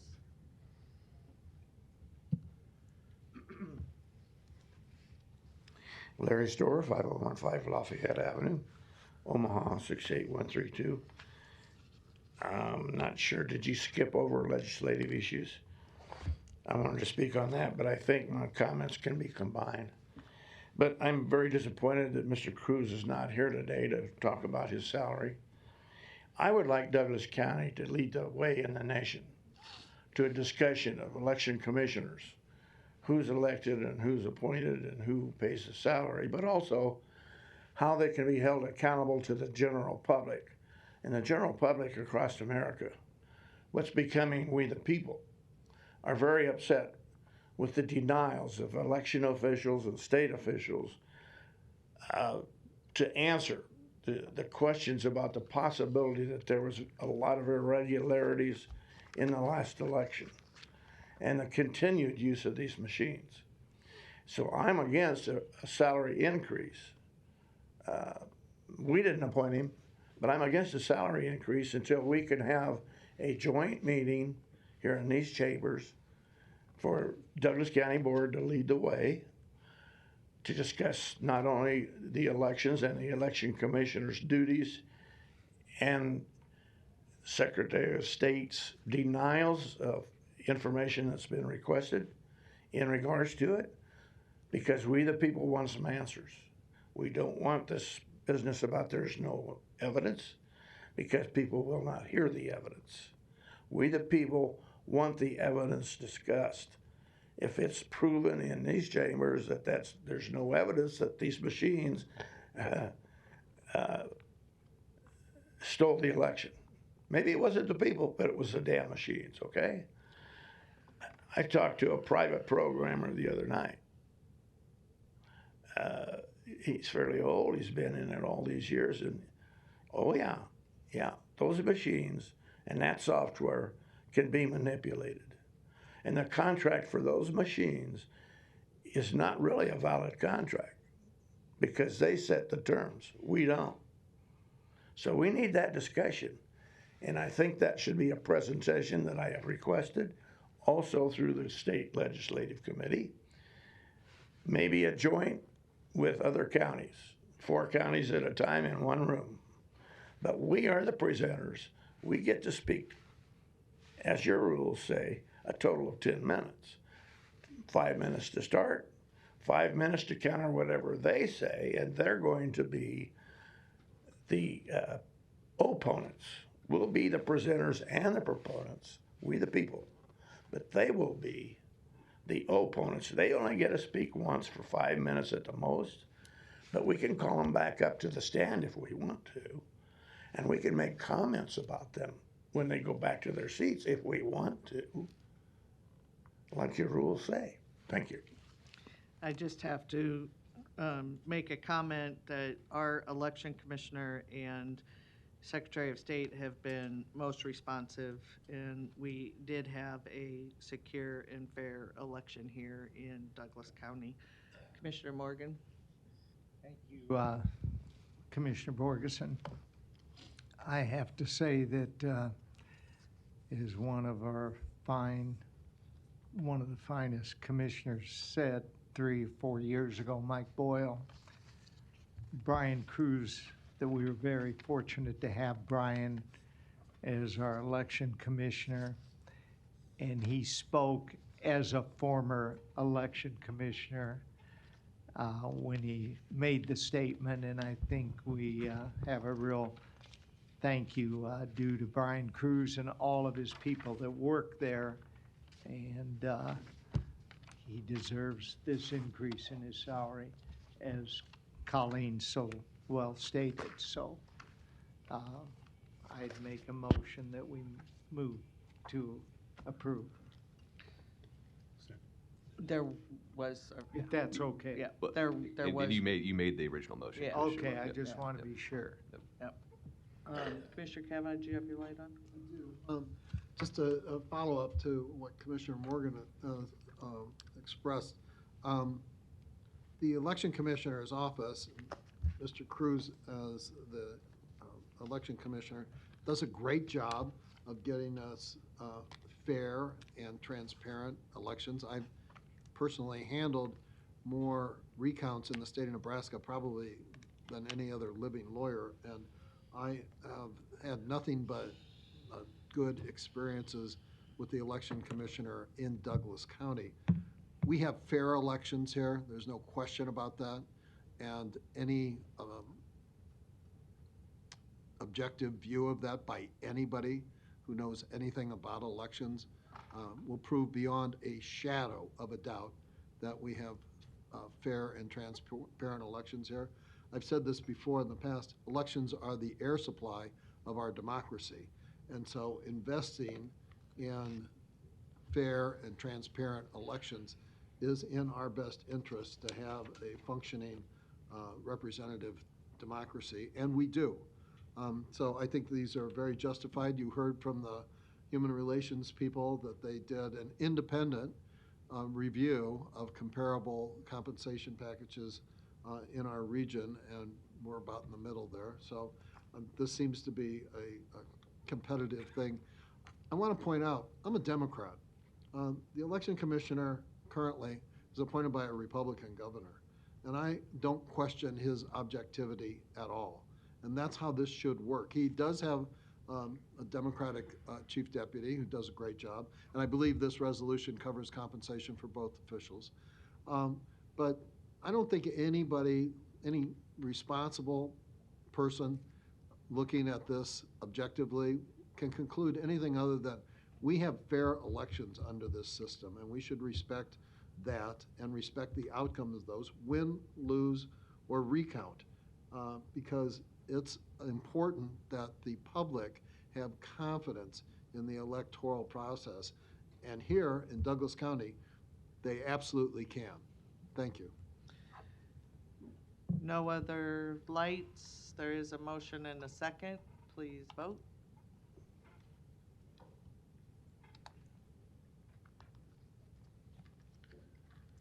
Motion passes 7-0.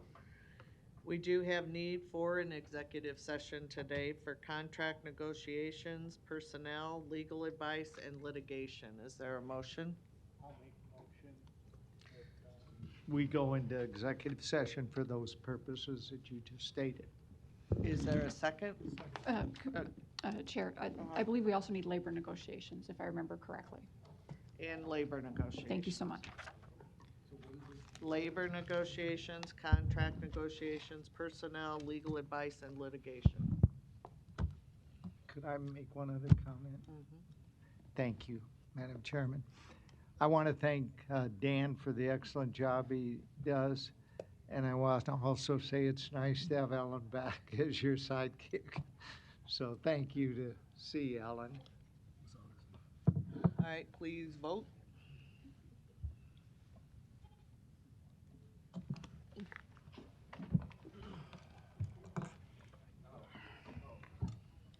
Motion passes 7-0.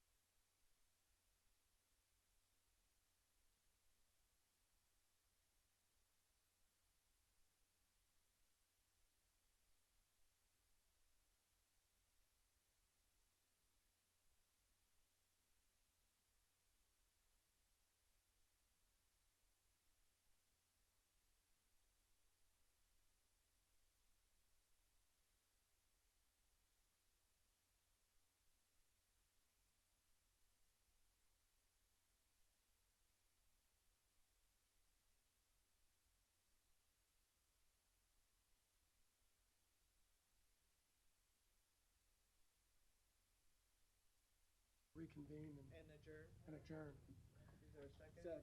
All right. All in favor? Aye. All right. Motion, you bet. Motion to reconvene and adjourn by Commissioner Friend, second by Commissioner Garcia. Motion passes 6-0. We're adjourned at 1:24 p.m.